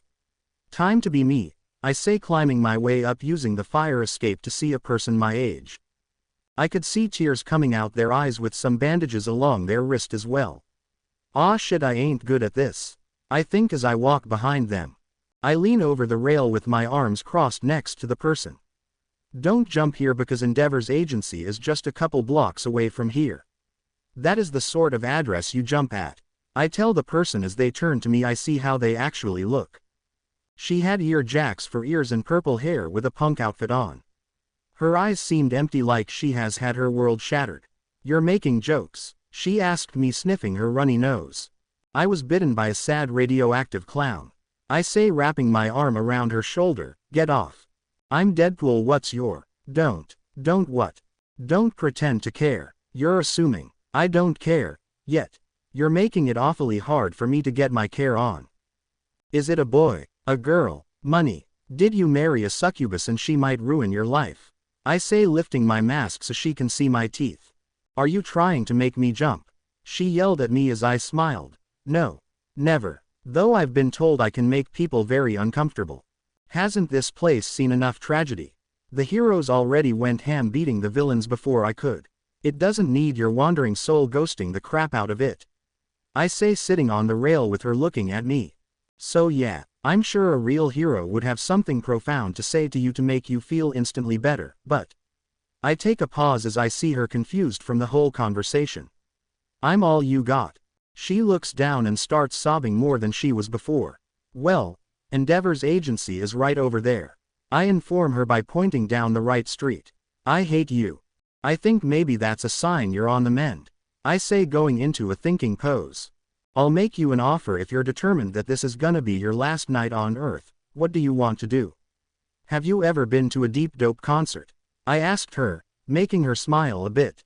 You're a maniac. What is wrong with you? No, I haven't been to one, and anyways, aren't tickets like a millions of yen and impossible to get? She asked, smiling but still crying. Don't worry, I know a guy with tickets. I promise after this I will let you go. Cut to a bit later. I can't believe you. Are they going to be okay? She asked me as I took the tickets from the two guys I knocked out. I said I knew a guy with tickets. I didn't say he would give them to us, and don't worry about these two. They are man-slaughtering slumlords. I say as the band begins to play, just shut up. She says to me. After the concert, see, I had a blast. Who knew they were all so dope to meet? Where to now? I asked. Endeavor's agency observation deck. Ha, you made a joke. Wait, are you not joking? I asked, sliding down my mask. Hey, how about I get us a shortcut instead of walking there? I asked her as she nodded. We walked together down the street. I grabbed a bottle and chucked at a man riding a motorcycle, making him fall off. I grab it and place her on it, then I hop on and drive all way. Did we just steal a motorcycle? She asked me as she held on tight. I dunno, did we? What does your heart tell you? Come on, we had fun, right? Aren't you glad that I was there where you failed to off yourself? I asked her, speeding faster down the road. Yeah, sure, but I think you have things handled without me. Like the rest of the world. You can let me off anywhere. She buried her face in my back. No, I can't. I am smart enough to know I'm dumb enough that I can't help you. But they can. I say, pulling over at a suicide prevention help center. She looked at me angrily. You promised to let me go. I am. This is where you and I part ways. I've been texting the staff. They're expecting you. I say, turning my head towards her. What if I don't want to go inside? Are you going to make me? I dunno. I don't think I'll have to, because I think you want to walk in. Will you walk in if I am with you? I asked her as she thought about it. Listen, I don't think you're crazy. You just need a little help and I am not the guy to help you. I say in a sincere voice. She nods and we walk in together. Take good care of her for me, will you? I told the staff. They nod as she follows them in for her treatment. She runs back and gives me a hug that I return. You will be okay, I promise. I hop on the bike and drive back to the pizzeria. Fuck. I forgot to ask her name. I know how she looks. Okay. Dobby and Toga come whittle old me. I said as I put on my red coat. Why is it so early in the morning? Toga whined, getting up from the bed we bought for her. It's 11. My point still stands. She responded with Dobby nodding, who walked in my only merch pajamas copyrighted by Mei Hatsume. It was the only thing we had that fit him.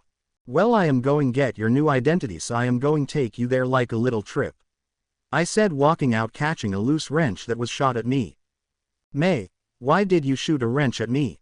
I asked as she shot another that I dodged, getting lodged into the wall. I want to come too, she said with a smile that did not look like she was happy. Last time you got drugged, so she cut me off by hugging me tightly and giving me the puppy dog eyes with her very unique eyes. Fine, you can come if that shit happens again, then no more, got it? I just can't say no to those eyes, I said, looking away as she smiled at me. She quickly got dressed with Toga. So did Dobby, who looked better from being properly fed and no rotting flesh. They all left together to the Golden Card, with Izuku stopping along the way giving some money to some kids with a map that led to an orphanage that he funds. We get to the hidden bar and walk in. Hey Weasel, you got what I need? I yelled, making everyone look at me. Look who's back. The little menace to society is here. Hey Izuku, is that an insult? Dobby asked me as I shook my head. No, I am the youngest mercenary here and I think the best, I said, shouting the last bit. This pissed off a couple of people. Now Izuku, that may be true, but don't tell that to their faces, ha ha ha ha ha. Weasel laughed, with one guy getting up. Hey kid, you talk a lot of shit for someone that has never backed it up. The guy bellowed as he stood 7'5". Now fellas, don't fight unless you want to bet on your lives here, Weasel said in a serious tone. I think he wants to set up a match, Weasel, don't ya think? I asked, staring directly at the very tall guy in front of me. But I don't. Todd over here is up for a match. Oh, I am up for a match, little man, he yelled at me while I glaring at him. Well then gentlemen, let's set bets first. Izuku, you go first, then Todd, Weasel said as everyone in the bar started to move tables and chairs, making a massive center for the two to brawl. Toga leaned over to Mei. Do things like this always happen? She whispered, with Mei nodding. Yep. Just go with the flow. When Izuku is around it always gets hectic. One time I got shot at, Mei yelled with happiness. Oh cool, then we can have some fun here, Toga responded with cheer. How the hell are they so calm about this? Dobby questioned as he just came to get a new identity. Alright Izuku, what are you betting?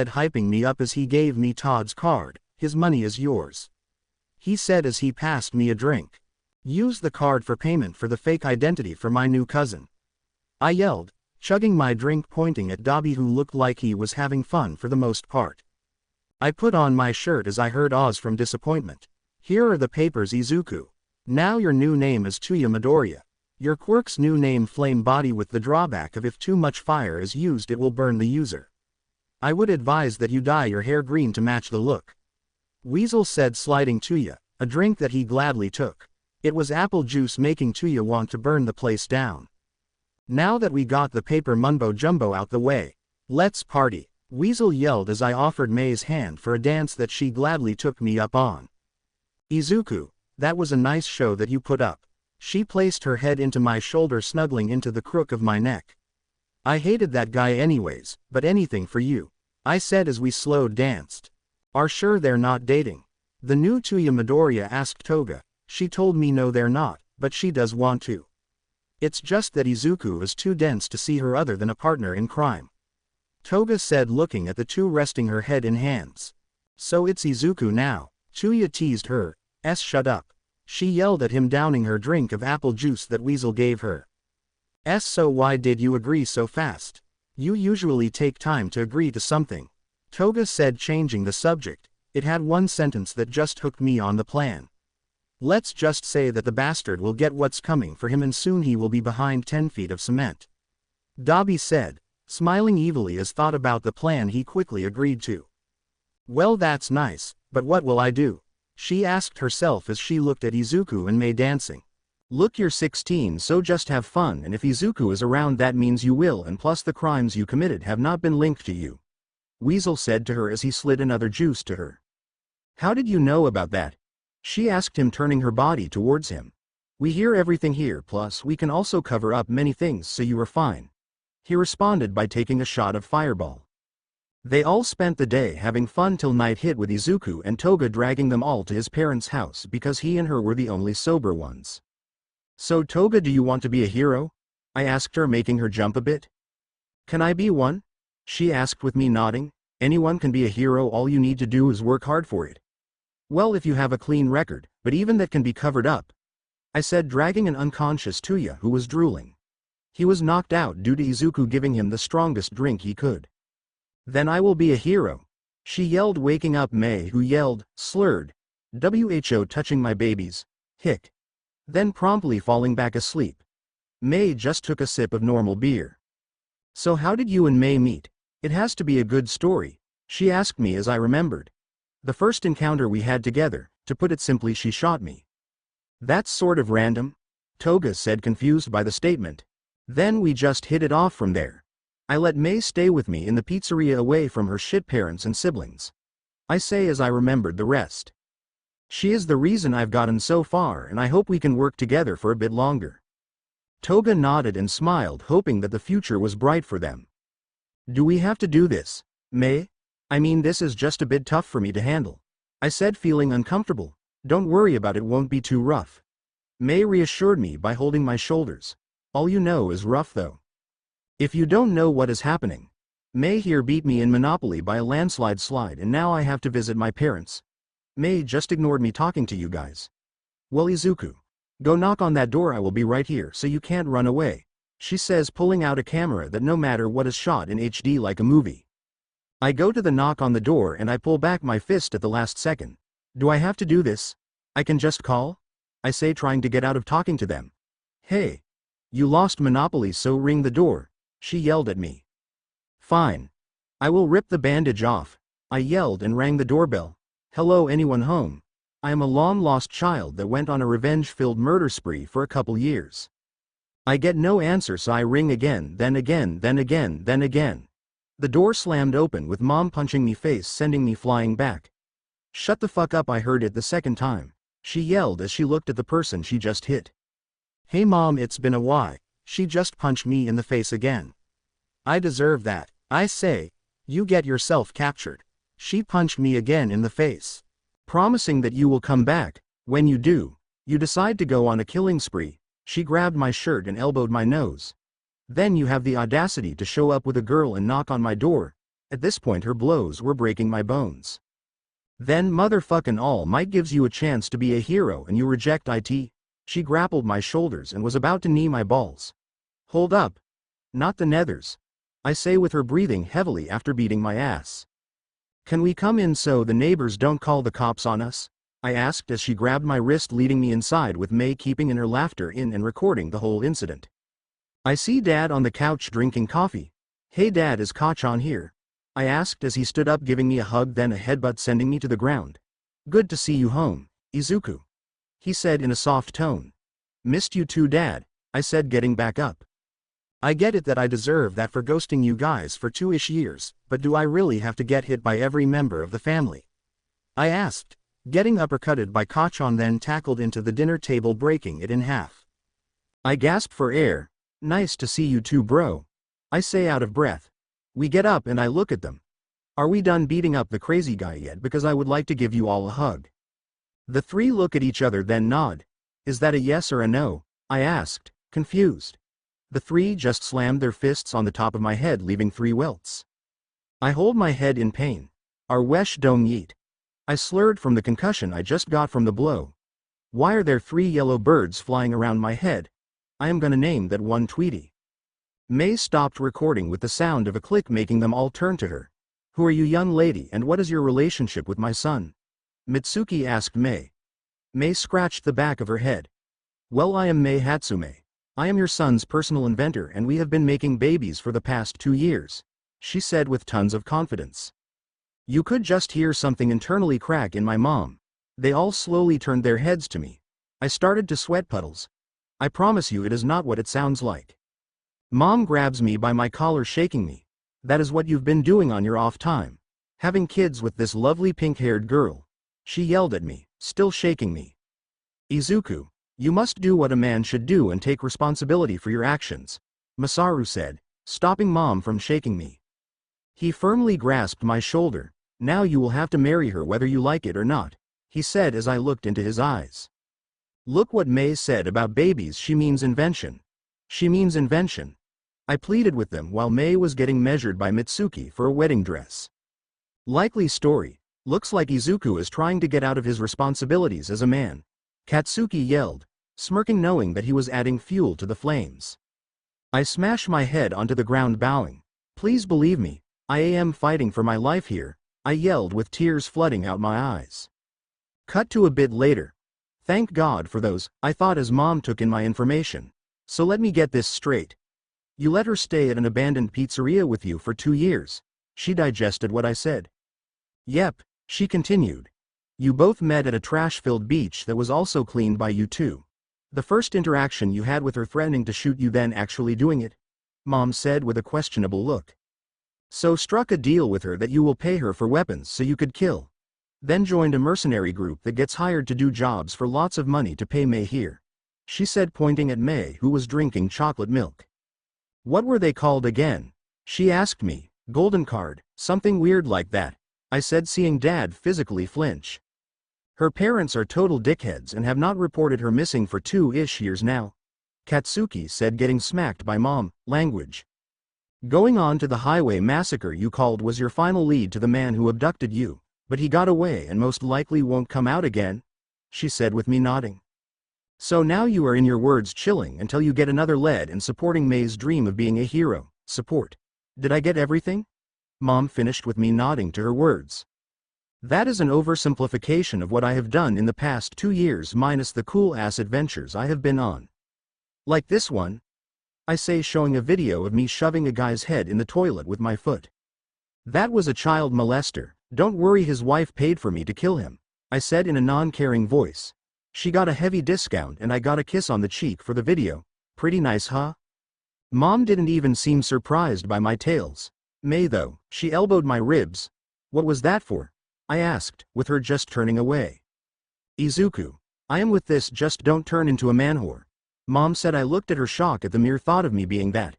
Yes, I have acted like a stripper so I could kill a wealthy crime lord that seemed to like femboys. What? A job is a job and sometimes you have to dress up sexy to get a kill. Look Izuku, we will let you continue this life as long as you don't mess with the Yakuza. Dad said with seriousness. About that I may have gotten a couple hits on me, one thing led to another and somehow I got full control of the crime in my area. Well then you need to have an iron fist so they listen to you then, he responded by sipping his black coffee. Okay. Dad thanks for the questionable advice, I say with glee. Kachan I'm sorry, I say in a sad voice. Bro for what? He was confused about what I said. I can't be a hero with you anymore, I said with a sad tone. I am a wanted man that kills and the police know who I am. I know All Might himself asked me to be one. But I know no school will accept me, I yelled with tears because I broke a promise I made. I am sorry I broke the promise that we made. Katsuki pulled me into a hug crying as well. Don't worry about you damn nerd, I will be a hero while you are my brother that does the dirty work. He yelled saying a new future that is possible. May took a photo then joined the hug along with Mom and Dad. After the last chapter I invited Tuya and Himiko for a coming back party we had, later spending the night after the small party. Bakugo awoke to loud snoring that he knew very well. Hey bro shut the fuck the up. He yelled at his brother that was currently sleeping upside down against the wall. I woke up from my dream of hanging the doctor with his intestines and beating with his femur. Oh hey. I kinda spent the night, I said to him nodding. Let's get some breakfast. He yelled rushing down the stairs. I do the same, but tripping on air on the first step down. Then proceeding to eat shit down the flight of stairs. Oh, it looks like Izuku is awake, May said, drinking her 6th 3-shot coffee. Thanks for the help, I say sarcastically as I snap my head back to its normal position. No problem, Toga said eating scrambled eggs. Izuku next time don't let the ghost trip you again, Mom said, handing Katsuki his food. He can go fuck himself, I yell out getting smacked which hurts. Watch you fucking mouth, Mom yelled at me as I held my head.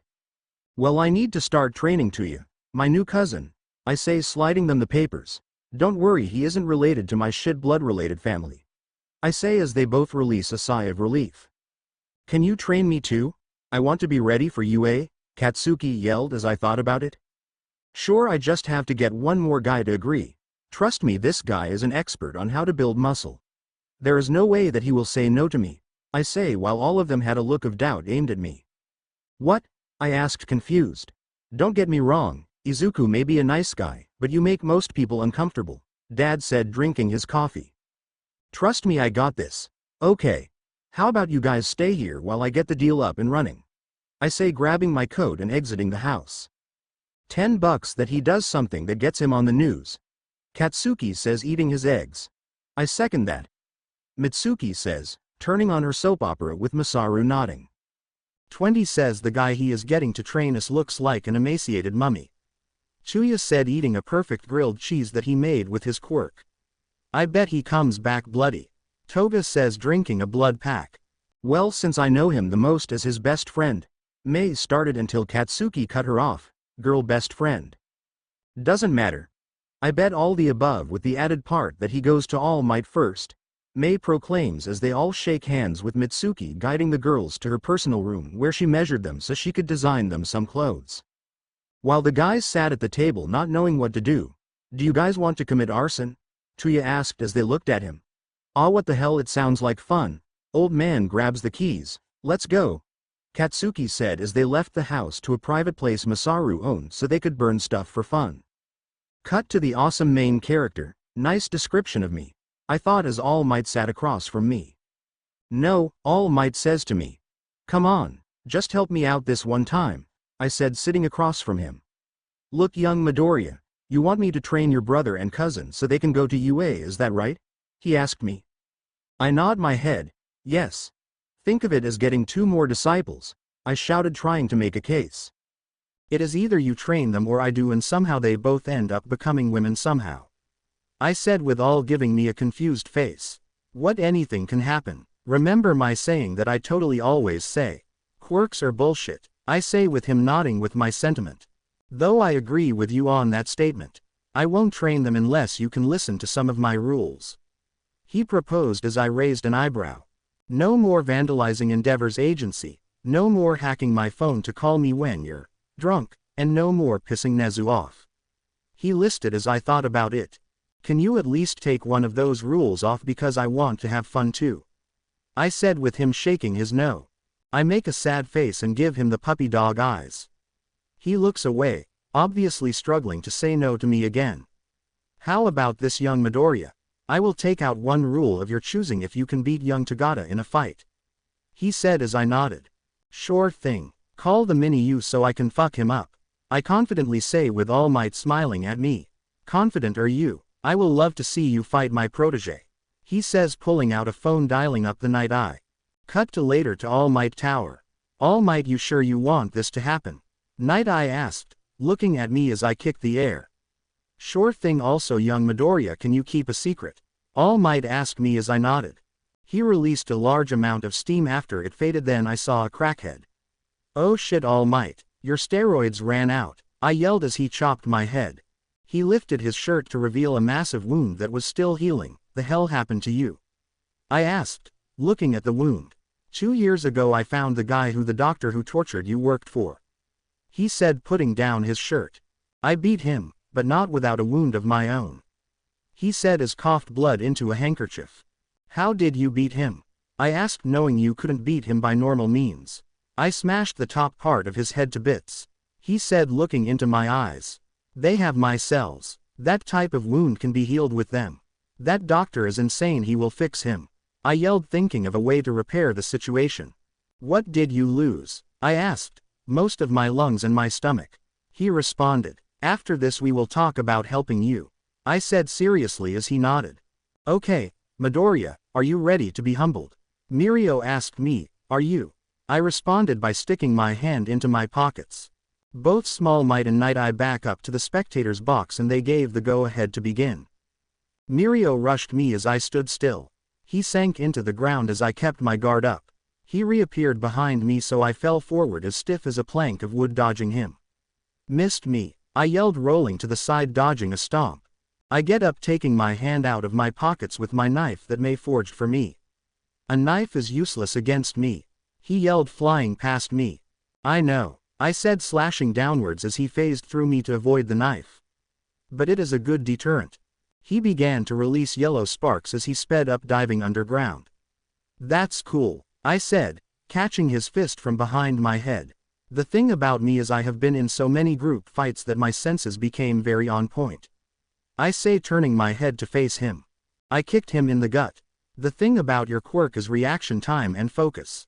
I say, sweeping his legs out. You lost that focus when you were surprised that I countered your punch. I said, driving my towards his head as it phased, hitting the ground. Your instincts took over right now, so that means you're open. I said as he kicked me away with the yellow sparks appearing again.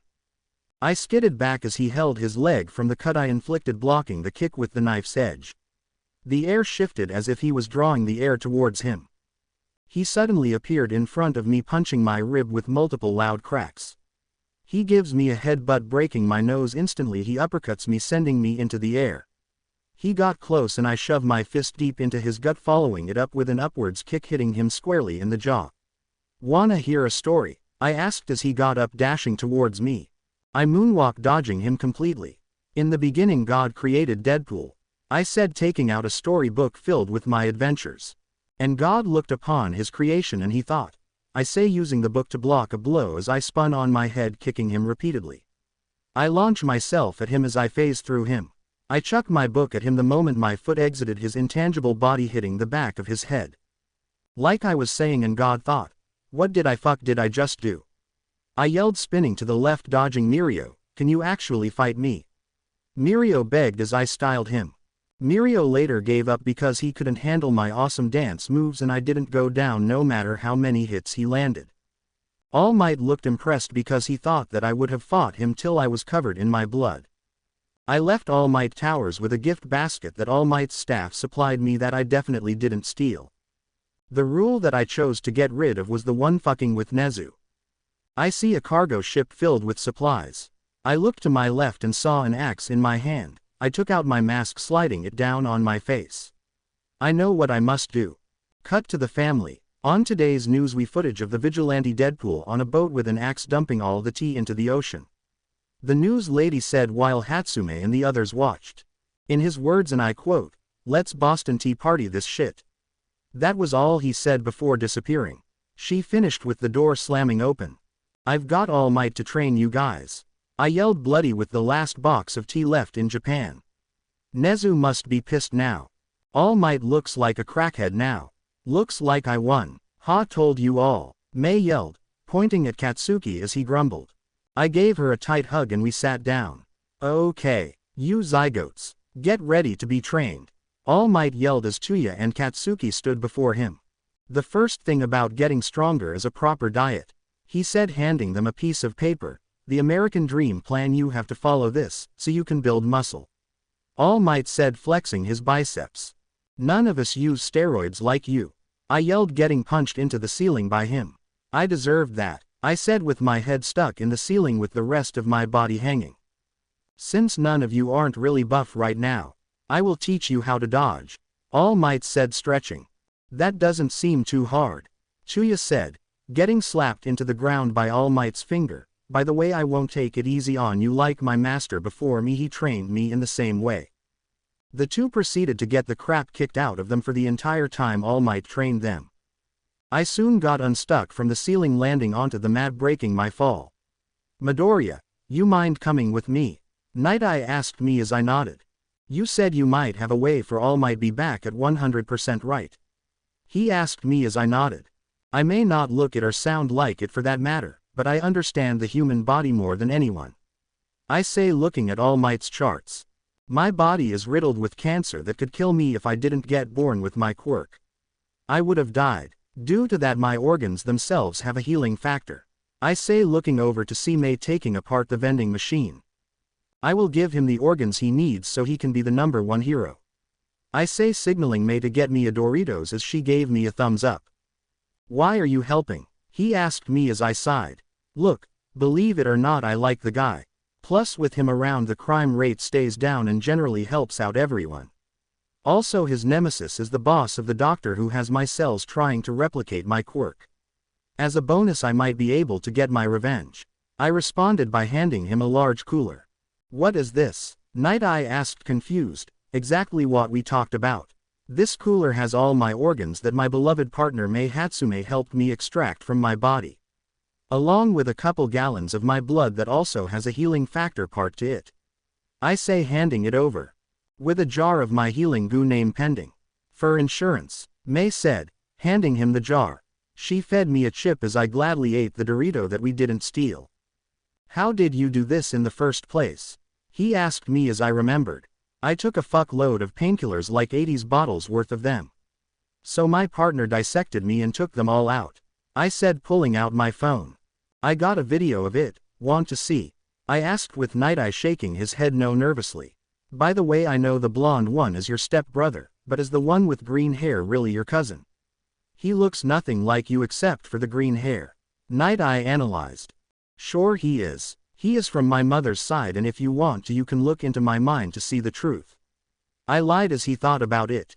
All Might has told me if I ever wanted to go insane all I would need to do was to look into Deadpool's mind where no logic makes sense. Night Eye thought as he shook his head. No. No, I will take your word for it. He said, taking the cooler and the jar. He took out his phone and dialed up Recovery Girl, who answered saying, "What did the idiot do this time? Also make sure that me and May's names aren't mentioned." I yelled with him nodding. Phew, he believed the lie. I whispered to May as she nodded. I look at the training area to see Kachan being thrown across the room. He is being humbled. I say as May grabbed my hand. I look at her as she smiles with a toothy grin. Let's go out into the city to explore and shop, she said, making my heart do a weird irregular beat as she looked at me with her eyes that sparkled with wonder. Sure May, let's go. I yelled as I got my keys out for the bike I stole that May repainted green from its original red color. We rode down the street speeding with May holding me tightly. Suddenly an explosion happened ahead of us. I hit the brakes, skidding to a halt. Come on, we just wanted to go the mall, May yelled in frustration as I took out a pair of binoculars from nowhere. The hell are they doing over there? I asked while looking at the situation. There was a guy in a gimp suit using his teeth to stab people and cars, causing the explosions.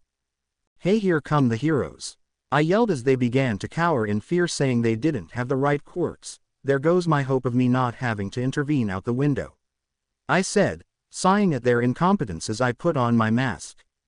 May go to the coffee shop. I will deal with this. Also I may destroy the bike, I said as she hopped off. If it does get destroyed, bring the parts back so I can fix it please, because I like this baby, she said with me patting her head. Of course I will, it's our baby after all, I said as her face turned red. Also asked for an ice pack, your face is red, it must be hot, I said, driving off. She sighed. How can he be so charming yet so dense? She questioned herself as she ordered a 3-shot coffee with extra sugar and creamer. The engine roared loudly as I sped closer. Gotta love the upgrades she gave her, I yelled, speeding up into a wheelie. Flesh, the gimp-wearing freak yelled out, sending his teeth at me. One of them struck the back tire, sending me flying towards him. I reach into my waistband, pulling out my favorite knife. You ruined my baby, I yelled, cutting up all the teeth, keeping him in the air. He falls as I latch on to his foot, then using all my strength slamming him into the ground onto his back, breaking the ground below him. Flay. Shish, he grunted out as I kicked his face, knocking him out. Time to get back to May, I said as the heroes surrounded me. Hands up Deadpool, you are under arrest, one yelled as they aimed their quirks at me. Oh really, now I wonder when the heroes will come and arrest me, I asked, putting away my knife. What do you mean? Heroes are already here, another yelled that had a water quirk. You are not heroes because heroes do not cower in fear in a fight against villains. Now if you excuse me before I kill all of you here for being fucking cowards, I said as multiple ambulances arrived to help the people hurt, along with the police that locked up the gimp-looking motherfucker. They let me pass as I grabbed my bike. I lifted it to an alley, taking off my mask as May came to me with some parts to fix it she didn't take from another person's bike, she did. We repaired her so she could drive at full throttle again. Oh, looks like Midoriya took down a villain while on his shopping date, Night Eye said to All Might, who was back to his skinny form. Yeah, looks like he did, and like I said to Nezu, he would make a fine hero, Yagi said as he looked over the knocked out Tuya and Katsuki. By the way, Recovery Girl gave the okay to the operation, Night Eye said, giving him the phone. Thanks for everything. I mean, Without you I would probably be dead. Yagi said with Night-Eye nodding his head. You are my friend Toshi, of course I would help you. Meanwhile with Toga at the pizzeria. Why couldn't I go on the shopping trip? It's not like I will stab someone. She yelled at her stuffed bear that Izuku got her. The stuffed bear looked at her with its button eyes falling over. Not you too, bear Izuku. Man, I am so bored. I am literally talking to my stuffed bear that I named Izuku after my crush. She yelled to herself. Might as well cook some pizza and watch some soap operas while they are gone. She said, turning on the TV. May you there? I am about to head in. I asked as I stood on top of a roof. Yeah, I heard you. Don't get too hurt. Bye, love you. May yelled, hanging up the phone quickly. LL love me, I asked myself as my face felt like it was on fire. Back to the job, I yelled while taking a bite of my chimichanga. Shit, that burnt my tongue. I finished my godly food and put my mask down. Time to start the mission, aka robbing. I yelled while taking a running start with my guns in my palms. I speed up as I reach the ledge and jump off, heading straight for my target building. I smash through a window, rolling with the energy I built up. I cock my guns as the guards showed up, aiming their guns at me. I throw a flash bang, hitting one straight into the forehead. It goes off as I proceeded to knock them all out because I had to be less of a killer. All Might's words, not mine, I swear. I sprint down the hallway as more guards showed up. I ran into a room and slammed the desk against the door so they couldn't enter. Shit, now what do I do? Shut up, you're the one that wanted to go PG. Fine, you're right, I yelled at myself as I looked up and saw a vent. Die hard it is. The goons break in to see an empty room. They look up to see the vent cover opened. They aimed their guns up and shot at the vent. They see blood leaking and leave. It kinda hurts that they don't know who I am. I said, crying 2 rivers of tears. I continued down the vents until I crashed downwards from my weight. I knew it, I should go on a diet. I say, hearing multiple clicks around me. Who wants to see a magic trick?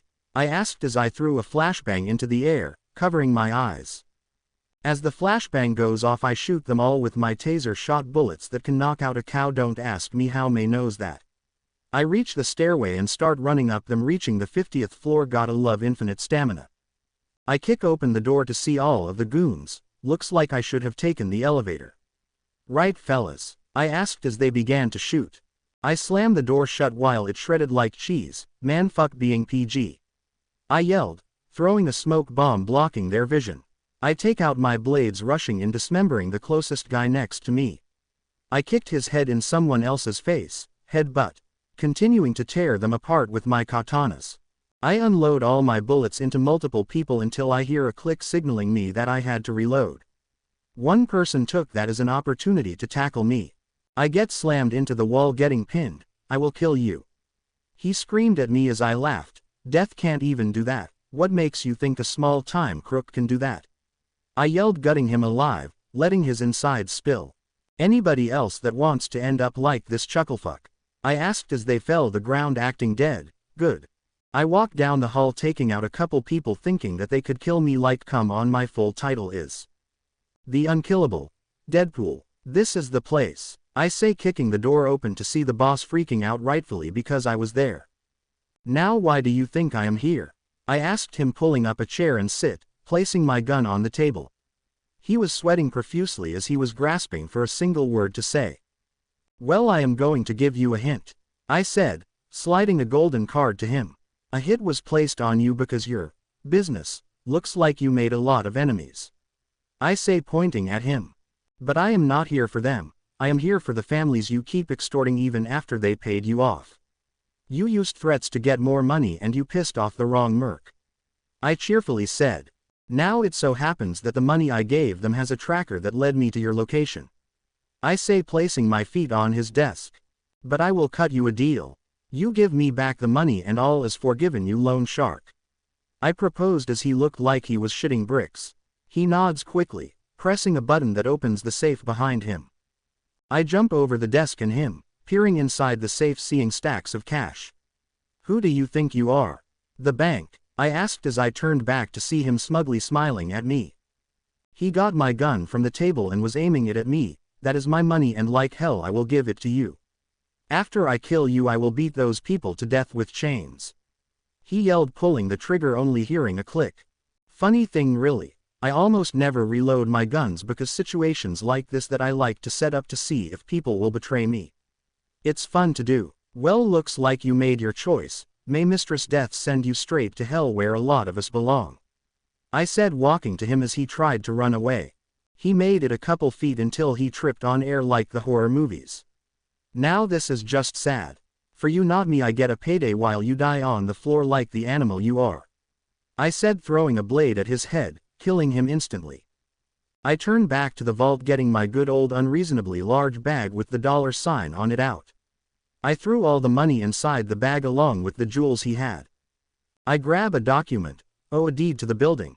I put it in my bag, sending a message to Weasel to send the cleaners to get rid of the dead. I emptied the safe of the rest of the money and other crap he had. I made my way out with all the loot from this raid job.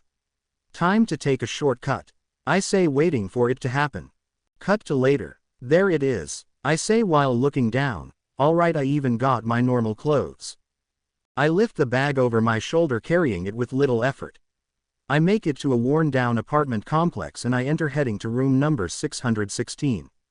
I knock and I check the time. Oh, it's 4 in the morning. I hope I don't get shot from waking them. I say as the door opens to reveal a tall, brown-haired burly man. Don't worry about that, I don't even own a gun, he said tiredly. Well, thanks for the reassurance. Also, I am here to help your family because you're the last ones on the list. I say as he let me walk in with my bag. I walk in and see a pretty brown-haired woman. Hello, I said with her, freaking out seeing my $sign bag. Ah, burglar, she yelled, smacking me with a frying pan in the face repeatedly. Apparently she didn't see her husband let me in. Honey, he isn't a burglar. He said he was here to help. The guy yelled as I was on the floor bleeding. I am fine, I said as my head healed while getting up. Like he said, I am here to help. I am so sorry you had the bag like old cartoons I used to watch. She yelled as I laughed. Well, I got rid of the loan shark and his men. Right now I am going through the list he had of families to give them the money he took from them. I said this, handing them stacks of cash, shocking them. Why? He asked as I just shrugged. I did it because I wanted to. I said as I began to float. That is new. I say, getting stuck on the ceiling. Or getting money from the loan shark again. The younger looking girl yelled. No, I am helping you guys. I said as I fell to the ground. Like mother like daughter, ya think. I said, getting up again. He's telling the truth, honey, he is helping us. I handed them some more cash. Don't worry about the taxes, I got that covered this as a gift to you guys. I say as they all bow to me. Okay, none of that crap, I am just a no good merc called Deadpool. I hope your family does well, Mrs. and Mr. Uraraka. I say, trying leaving as they all pull me into a hug. This is nice. Deadpool, you are going to be killed by me. Any last words? And please be appropriate because I have heard how vulgar you can be. Said to me as she pressed her foot harder on my chest while I stared down, her sniper arm aimed directly at my head. Well, for starters, the readers might wanna have some answer how we got here. I say as she looked at me confused. So let me recap the entire event through a flashback, so see you guys in a bit. Flashback. Asked as it happened. Flashback. Flashback a couple hours. So what are you telling me that you have a date? I asked as Tuya looked down. Ah, that is so cute, I said, patting his head. So how did you two meet? I asked, with him forcefully removing my hand from him. I was walking down the road and I saw her, so I asked her out and she said yes.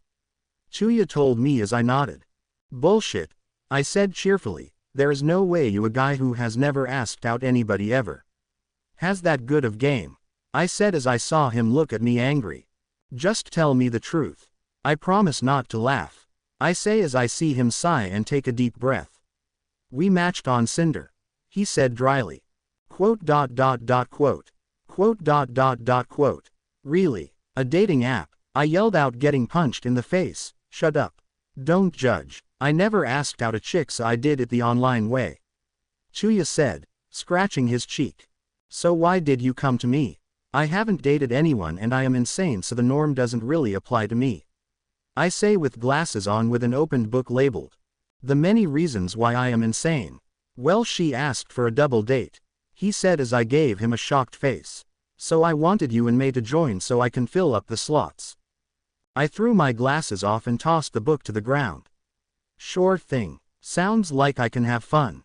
Gotta make sure that May says, I say as I get a ding on my phone from May saying that she was in. Kinda forgot that she has direct access to the cameras in here.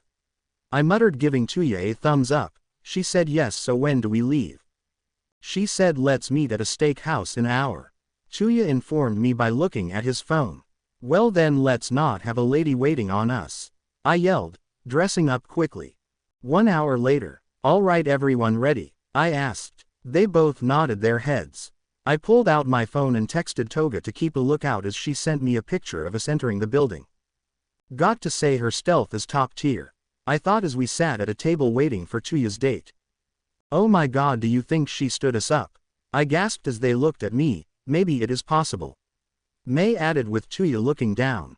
Nah, I bet she will show up, if not we get some pizza and smoothies on the way home. I say, bringing up the mood. You know it is bad to talk about a woman's intentions behind her back, you know. A feminine voice said behind me, touching my shoulder. She walked past my seat clacking her shoes as she did. She sat across from Tuya and next to May, giving us a smile. She had short lilac hair along with pale blue skin that reminded me of cotton candy. Her pupils were green like mine, but her sclera was black. She wore a black dress that really popped out her curves. I felt a kick to the shin, so I shifted my head to May to see her smiling at me with a dark aura around her. So can I get your names please? She asked as she took out a notepad. May Hatsume. Tuya Midoriya. Izuku Midoriya Bakugo. Chitose Kazuki. That is my name, so how about we get to know each other? I am a reporter, how about you guys? She asked us. This has to gone to shit. What should I say? I think. May say she is an inventor. I am going to be a hero. Tuya said as I saw her eyes glow. She turned her head to me. I am fuck it man. I am a mercenary for hire. She reeled back in shock and said, well at least you said the truth of your profession. Though how did a missing person end up in this life of murder? She said with a cheery tone. May turned her head, reaching into her pocket, and instantly we heard multiple clicks around us. It would seem that you came prepared. I said as the whole steakhouse we were in aimed their guns at us. Now let's not jump the gun just yet, we can still have a fun date together as long as we don't try to kill each other. Chitose said with a cup of coffee getting handed to her. Well, what are your interests? Tuya asked her as she leaned in. Now we are talking. I am into meta liberation. A world where we don't have to hide our quirks and use them freely. She proclaimed. Well, for me it is. I want revenge on my father for what he did and is still doing. Tuya responded, but kept going, also want to help people and surpass All Might to be the new #1 hero. Wow, big dreams, but they could get in the way of mine. Though to get a stud like you might be worth it. She flirted while Tuya stayed stone-faced like always. Well, May, would you like to play the claw machine and definitely not break into it? I suggested and she nodded very quickly. I texted Toga to come in because there was no point in her not having fun with us. Come Izuku, let's get that thing. May roared as I laughed, looking at the stuffed animal that looked like a mix of a panda and duck. The door swings and Toga latches onto my back. Ooh, get me that red panda. She yelled as I nodded. The claw went down and fully grasped the panda duck. It went up, shook a bit, then fell back into the pile. It's fine. It's fine. It's fine. It is not fine. I said it at first calmly, then started to yell at the end, taking out my pistol, aiming it straight into the glass. I blasted it, shattering the barrier between me and the stuffed animals. Everybody looks at me shocked except for my friends and Chitose. I won, I said as I grabbed the two girls' stuffed animals they wanted. Thanks Izuku, they both said at the same time, looking at each other. We sit back down as Chitose writes in her notepad. So you guys are sure full of spunk. So I am going to give each of you a proposal, she said with her eyes glowing with excitement. We all listened in to see what she could provide. I want all 4 of you to join the Meta Liberation Army, she says with lots of enthusiasm. They all look at me, so I have to make the call for all of us. No, glad to hear that you agree. Wait, what? Chitose yells the last part. I said no for a very good reason. She leaned in with great curiosity to hear my reason. It doesn't sound like fun. I want to go on adventures and have fun. Your group wants to alter the very thing I like to mess with and make fun of. What would I do if I had to see a war break out with many innocent people and children die in the onslaught of war? I said seriously and placed my gun on the table. Sacrifice will have to be made for true freedom. Chitose says sadly looking down. Freedom. That isn't freedom, it is mindless fighting for a cause that might not work like Izuku said. Innocence will be lost. We kill, yes, but we kill people who deserve it. Chuya said, looking at Chitose's glowing eyes that stared right back. Wow, this might take another chapter for the flashback. Well, see y'all in a bit. I yelled as they looked at me confused except for May. Just go with the flow or you might end up dead. May said, feeding me a piece of her steak that she got from out of nowhere. Good, you are back. Now back to our date. I yelled with them looking at me confused and just went back to talking. So you guys like this world better with the pricks that run it? Chitose asked as we nodded. Who else would we fuck with? Like I said, I want to have fun and live a life with the people I like, but that won't happen if your army goes on the assault. I said, munching on some fries. Look, what you are saying sounds great, but there should still be some regulations because a bully beating a quirkless child with his quirk would not be punished because of the freedom of quirk use. It would become a world where the strong beat the weak into submission and it would be totally legal. Our world is like this, but it has limits, yours has none. I say, pointing at her as she begins to see what I am saying. The best we could ask for is for the next generation not to become a total fuck up like us by helping them. Ripping away the rug that shit got swept under. Your group can do this all legally and with public opinion you can probably pass the laws, but it takes time and that is something I got in cancer, like I become a monster type of cancer. I say, reaching my hand out for her to take it. She reached her hand out to take it. My instincts take over and with my pistol I block a sniper bullet that was aimed at Chitose that shot through the window. Fuck, I barely had it repaired. I yelled, flipping the table and throwing the broken gun away. Everyone out. There is a sniper after Chitose. Chuya, Mei and Himiko protect her. She is the target. I will deal with the cocksucker that ruined our double date. I yelled, crashing through the window that shot. I checked the trajectory where the bullet came from. I see a glint with a bullet piercing my shoulder. There is the little assassin. I yelled, running towards the sniper, scaling a fire escape up a building. I get to the top to have another bullet shoot right through my gut. Aw man, that is a lot of blood. I yelled, parkouring to get to the shooter. Hey camper, shoot this. I yelled, flipping out my middle finger aimed at the sniper. Not even a second later my favorite finger gets shot off. I was joking, you motherfucker. I began to scale the final building where the shooter was at. I make it to the top and instantly get kicked in the face, twisting my head. Wow, such power, I said excitedly, twisting my head back in place. Pucker up, bitch, I shouted, sucker punching the shooter in the face, making them skid back with another bullet tearing through my eye socket. How the fuck do you have such good aim? I asked with another bullet hitting my chest. I practiced, you annoying prick. Who are you and why did you crash my fun time playdate? I yelled as the clouds moved to let the moonlight shine on the person to reveal a female with a sniper arm and scope aimed at me. My mission as a hero is to terminate the newest high-ranking Meta Liberation member, Chitose Kazuki aka Curious, she said, hero. Bullshit, you are just a killer. Like me. The difference is that we have different employers. I yelled, pulling my favorite knife out. I do it for justice. I get dirty so others stay clean. She yelled at me, you're nothing but a damn tool for them. A gun that they command and pull the trigger of. I rush her, somersaulting towards her, dodging a shot with her, punching my stomach with her fist coming out my back. You already made a hole there, you daft cunt. I shouted, slamming my fist into her gut, sending her a couple feet up. She latched onto my arm, twisting her entire body, flipping me over into the ground. She stomps her boot onto my chest while shooting off my leg, aiming the next shot right into my face. Flashback over. Flashback. Quit acting ridiculous, she yelled, pressing the barrel to my nose. Says the licensed killer, or should I say the Heroes Association's very own assassin, Lady Nagant.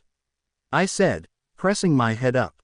You act like you are any different from me, you kill villains too. She shouted at me, That is why I said we have a different employer. Mine are people who need help while yours are the top 1% that don't want to deal with the villain's problems. Me and you are the same, just that I am better than you. I shouted at her. You listen to a hypocritical association that says they help people when they have people kill others that they are too scared to deal with legally. I yelled, shoving her off me with my barely intact arm. I am doing what is right for the world. She said to me angrily, is that why you became a hero to kill? You are too blind to see the wrongs that you are being used to do. Like a puppet, I say as I rip my shoulder off and toss it to her. When you can see perfectly before you do anything idiotic, come find me, you blind sniper. I yelled, jumping off the roof as Chitose activated her quirk landmine to explode my shoulder piece, giving us the opening to escape. A bit later, look Tuya, I know that date went terribly. I would like to do it again someday, just the two of us. Chitose said, walking away, blowing a kiss to him. Sure, is all Tuya said. May, Himiko, I know that went badly, but let's have some fun later at the arcade. I say as they snuggle their stuffed animals. I will take that as a yes. Izuku, I am going to go off on my own now. Tuya spoke up. All Might gave me a scholarship to UA. Mirio got one from Sir Night-Eye. So UA will provide living conditions and the exam is a month away. You can move out when you want. I am not your parent, I am just a friend that is helping one out because they are struggling. Just call and I will help, so just wait till May, Kachan, and Himiko show up because I want you to help them out. So can you please help them out? I asked with him nodding. Of course I will, they are going to be my family soon. Tuya says, smirking. Ah, you make me blush. I said, giving him a hug walking home. It was times like these where I really wished the world was kind to me, but deep down I know better than anyone that happy times never last. Tuya moved out a couple days later. We were sad, but this meant that he would finally put his all into being a hero. Though we were happy because that meant we could finally prank UA events to embarrass him. He passed the exam with flying colors obviously. He got really close to beating All Might's record of 156 points. After the first day he called me saying that his teacher expelled the whole class except 4 of them. He later told us that he looked like a homeless man that wore all black with yellow goggles. I later told him that Eraserhead was one of the best underground heroes that the whole underworld feared except me because it is me.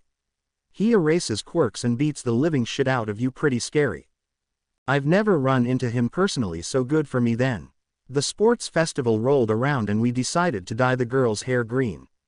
Also put on blue contacts to match his eyes. We also got Kachan, Mom and Dad to do it with us, which was nice. The girls put makeup on my face so I could hide my diamond freckles to match with them more. The moment Tuya appeared in the obstacle race we screamed our heads off yelling his name. We had also made large signs that had a poorly painted version of his face on it. Goo Tuya, you better win cousin, we screamed as the entire crowd looked at us.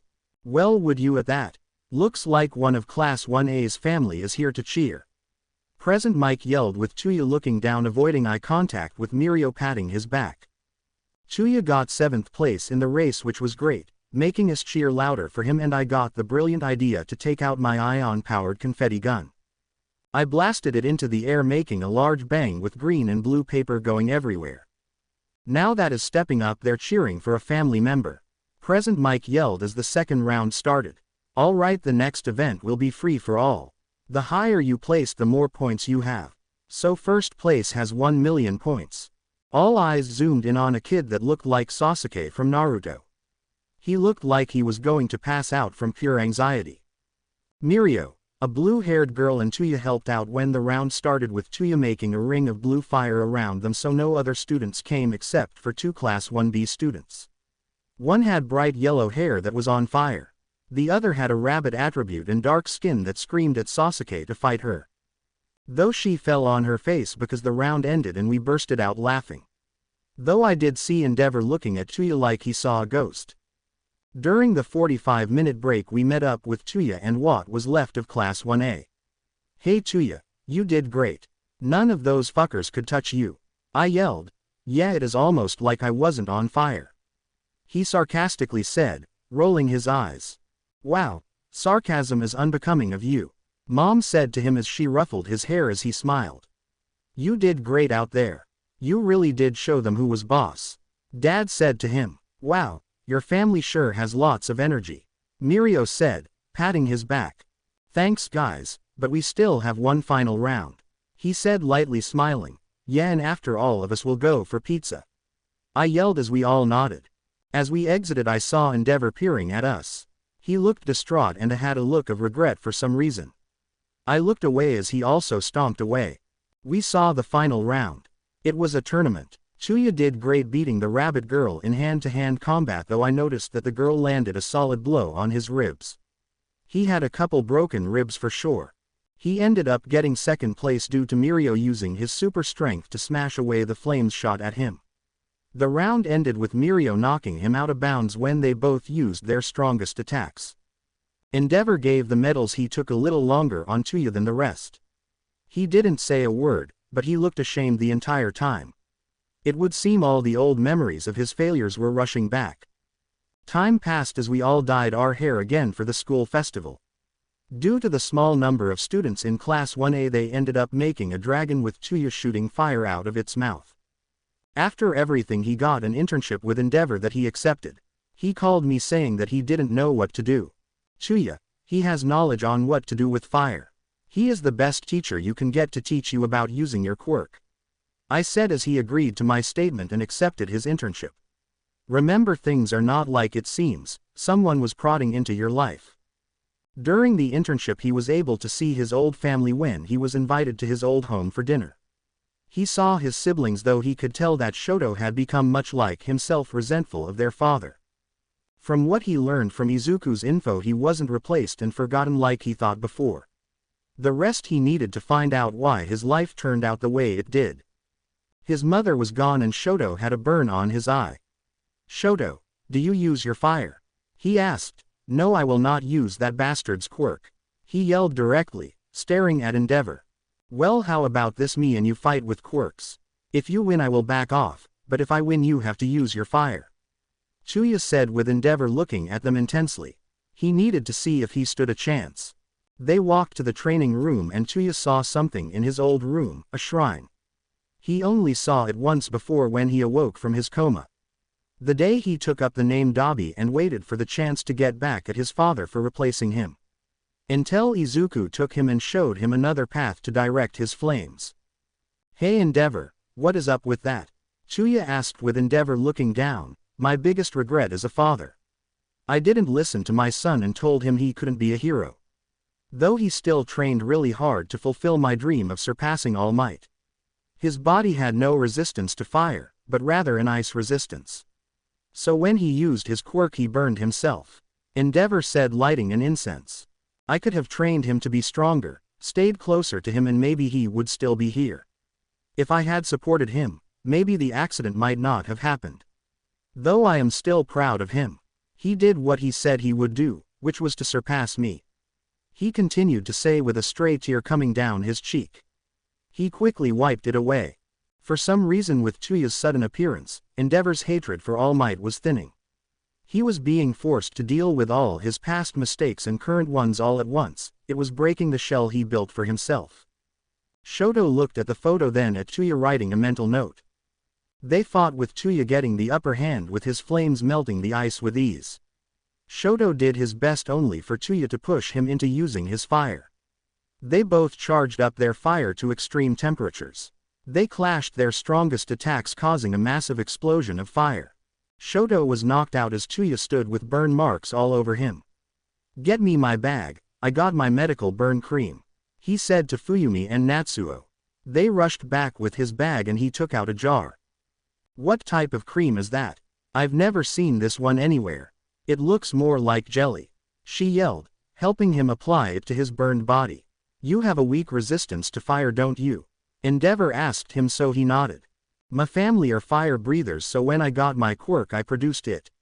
I didn't have a body that could resist the fire. Chuya lied with Endeavor accepting it. What cream is made of? A friend of mine has hyper-regeneration, using his stem cells as the main component to make sure my body could heal from burns really easily. Chuya explained as his burns quickly went away. He left later, giving just enough of the cream for Shoto if he wanted to get rid of his scar. After that day, Endeavor kept a close eye on the boy. He needed to know if Tuya was who he said he was. His name, appearance and weakness of quirk made him want to believe his son was alive. He wasn't the only one to see it either. His children even stated the resemblance was too uncanny. They also missed their brother and were hoping for a miracle. Sneakily he gave Tuya a DNA test to find out the truth, but when he got them back it turned out to be negative. Putting his head down as he read the note, putting it down he walked out of his office to train the boy. What he didn't know was that a certain merc altered the results so the surprise wouldn't be ruined. Time passed more with us doing the same to Tuya at the next sports festival, but upping the previous year with large portable cannons that shot a fuckload of confetti. Himi and May have been really handsy these days. Taking showers with me saying it saved water, so that is good. They have been hugging me more lately, always caressing me when they do. When I turned 17 they both gave me a kiss that was nice of them. The exam for UA was not far away, so Kachan upped his training with Himi doing the same. May began to work on a sustainable energy source to power her babies. The three of us slept in the same bed when May, accidentally, exploded hers and Himi's. Though my job didn't get easier, Lady Nagant has been hunting me. I saved a girl that looked like an alien along with a boy that can make himself hard. With him the jokes write themselves. Curious and Tuya have been talking more and Himi was able to grab me a photo of them going to the movies. Even though he told me he was training with All Might. Speaking about him, he has gotten better, his smaller form looks more alive and more buff. So he is doing great for himself. Weasel has been keeping me busy with the jobs no one would take because it was too risky. So why not send the one guy who can't die? Also met a nice old lady that I was supposed to kill, but it is an old lady. I can't just kill her, so I faked her death and set her up with an apartment and also gave her a 3D TV even though she was blind. So the day finally came for my family to go to UA to fulfill their dreams. May and Toga dyed the tips of their hair green, while Mom got a green highlight for me because she wanted a reminder of me on her because she virtually looks the same like Kachan. The reason I am telling this story is because I am bored as fuck. Mainly because I am alone in the pizzeria with the animatronics. That is why I have been talking to you for the whole time they have been gone. I wonder how they are right now. I bet they all passed with flying colors. Cut to my family. So why did you call us to the office, Mr. Nezu? Toga asked. The three of them took a seat. Nothing big, Miss Toga, just need to wait for the rest to come. He responded. Let me ask a question to the three of you. What do you think makes a hero? He asked them. They all look at each other nodding. A hero is a person that protects the civilians from harm against people that have the title of villain in natural disasters. They said at the same time. That is a great answer. Now what about mercenaries? They are people who use their quirks illegally to complete tasks from their employer. They answered again. The door opened to reveal Mitsuki and Masaru Bakugo. They took a seat with Nezu taking a sip of tea. I am not a fan of mercenaries because some go too far, often causing more harm than good, he said coldly. He reached into his desk and pulled out a massive file filled with paper with the name Deadpool on it. This made the color of their faces drain. Mei Hatsume, you have provided the gear of a mercenary, which is a huge crime. Katsuki, Mitsuki, and Masaru Bakugo helped hide the said mercenary, which is also a huge crime. Himiko Toga, you were in the same boat with them along with you being a runaway after a certain incident. Nezu said, spreading the papers from the file out. We have the evidence for all of you to prove these statements true. The countless amount of camera footage and a certain glove that still had a hand in it. The glove itself had a symbol that has your DNA, Hatsume. Izuku Midoriya Bakugo is the said mercenary in question. He is wanted and is being hunted by our top heroes. He has killed over 172 people, often being from rivaling factions, increasing their control and crime rate. Sure, his local area is safe, everywhere else has become nothing but a cesspool of danger. Ever since his appearance, crime syndicates have exploded in size and power. Even ones that have been dormant for decades due to All Might. Nezu taking another sip of his tea. The five of them didn't move a single muscle. I was one of the judges for the exams and I have to say the three of you were really impressive. Better than most pros in terms of skill and power. Hatsume, your inventions are top tier that can rival a lot of professionals. So this just breaks my heart to say this. Nezu said, looking down. Your admission papers to enter UA are rejected and you three are banned from ever entering UA. That also includes being blacklisted from any other hero school like Shiketsu. Nezu said as they all looked destroyed. All of you are looking at life in jail. Nezu said to them coldly. But I have a proposition for the 5 of you. So you all don't have to stare at a cell door for the rest of your lives. Nezu said to them. They exited the office devastated after hearing what Nezu proposed to them. His final words to them rang constantly in their heads like an alarm. I will give the 5 of you a day to decide.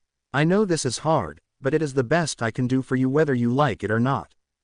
I saw my family enter the pizzeria, so I let off the confetti cannon.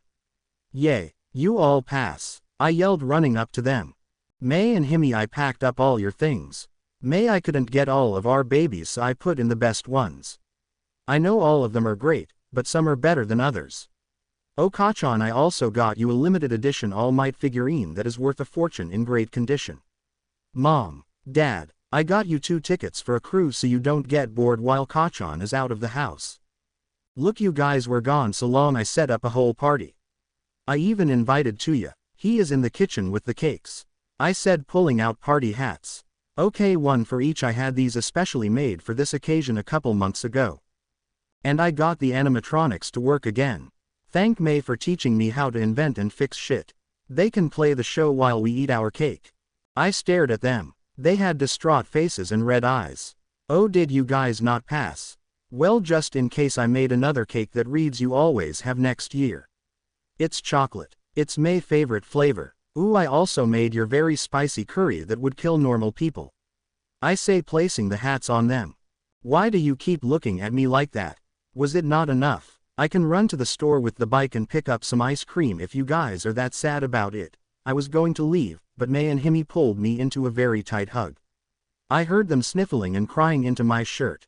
I patted their heads. Hey Pinkie Pie, Golcat, please don't cry. Like I said, you guys have next year to try again.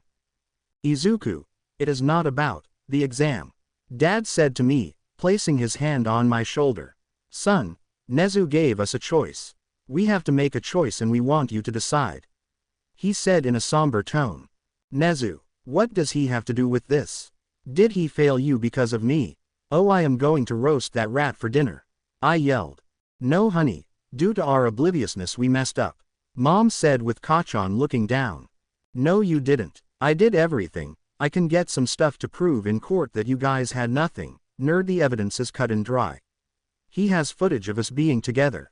The gear Pinkie made for you was linked to her. All of us are your accomplices.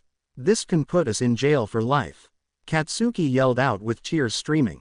The choices he gave us were either we all go to jail for being your accomplices, we turn you in to save ourselves, or we cut you completely out of our lives with no contact at all and he will come get you himself. Dad said as I looked at him in shock.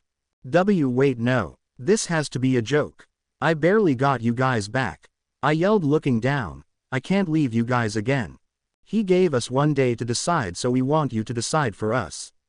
Himi said, looking directly at me, breaking my heart. I see, can't. It's all right, Izu. We can run away together. Live in the shadows like ninjas. We can fake our deaths or skip town. Wait, that is the same as running away. I don't know what to choose. I don't know what to do. May yelled with tears running down her face. I have to do something, right? I looked into her beautiful eyes and they said to me that she was afraid, and it completely shattered my heart to see her like this. I promised to help them with their dreams all the way.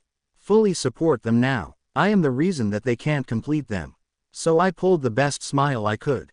I promised to support all of your dreams no matter the cost, so I need you all to promise me something right now. I said as my breathing became ragged. We promise. They all said at the same time, choking at the end of it. Live your lives without me in it. A loud slap rang across the pizzeria.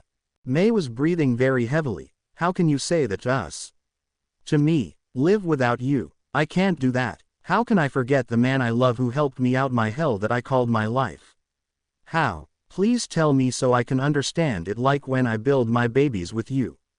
You promised to never leave me alone. She yelled, pulling my collar.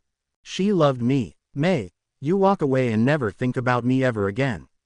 You don't come back nor accept me back, that is how you move on from this. From me, I shouted as I heard a crash behind me. I looked to see Chuya with a broken cup on the ground. What's going on? The hell do you mean move on? We can't do that. What about you, Izu? You'll be alone. Himi yells at me as I look down. Small price, I said, patting her head. And one that I am going to pay for. We all knew one day the law was going to get me. This shouldn't be a surprise.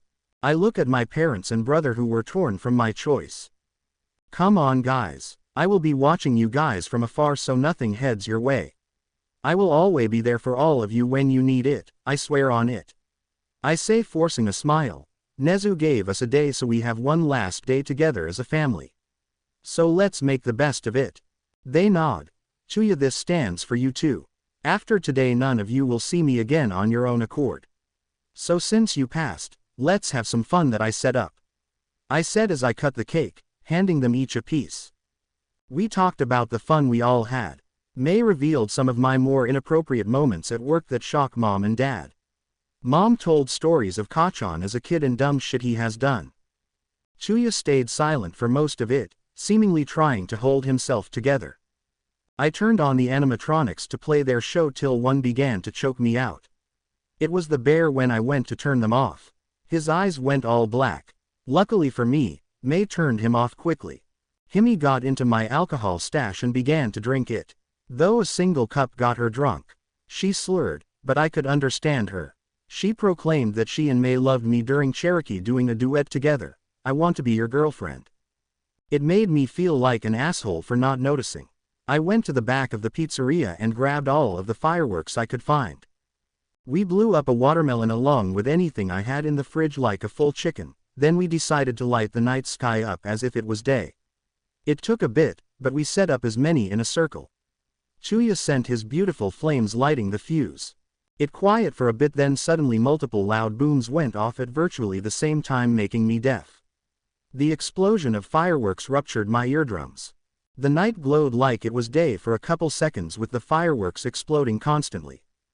I took them on a joyride across the city, speeding down the road over 100 in a car I didn't steal from a drug lord. The hell you talking about?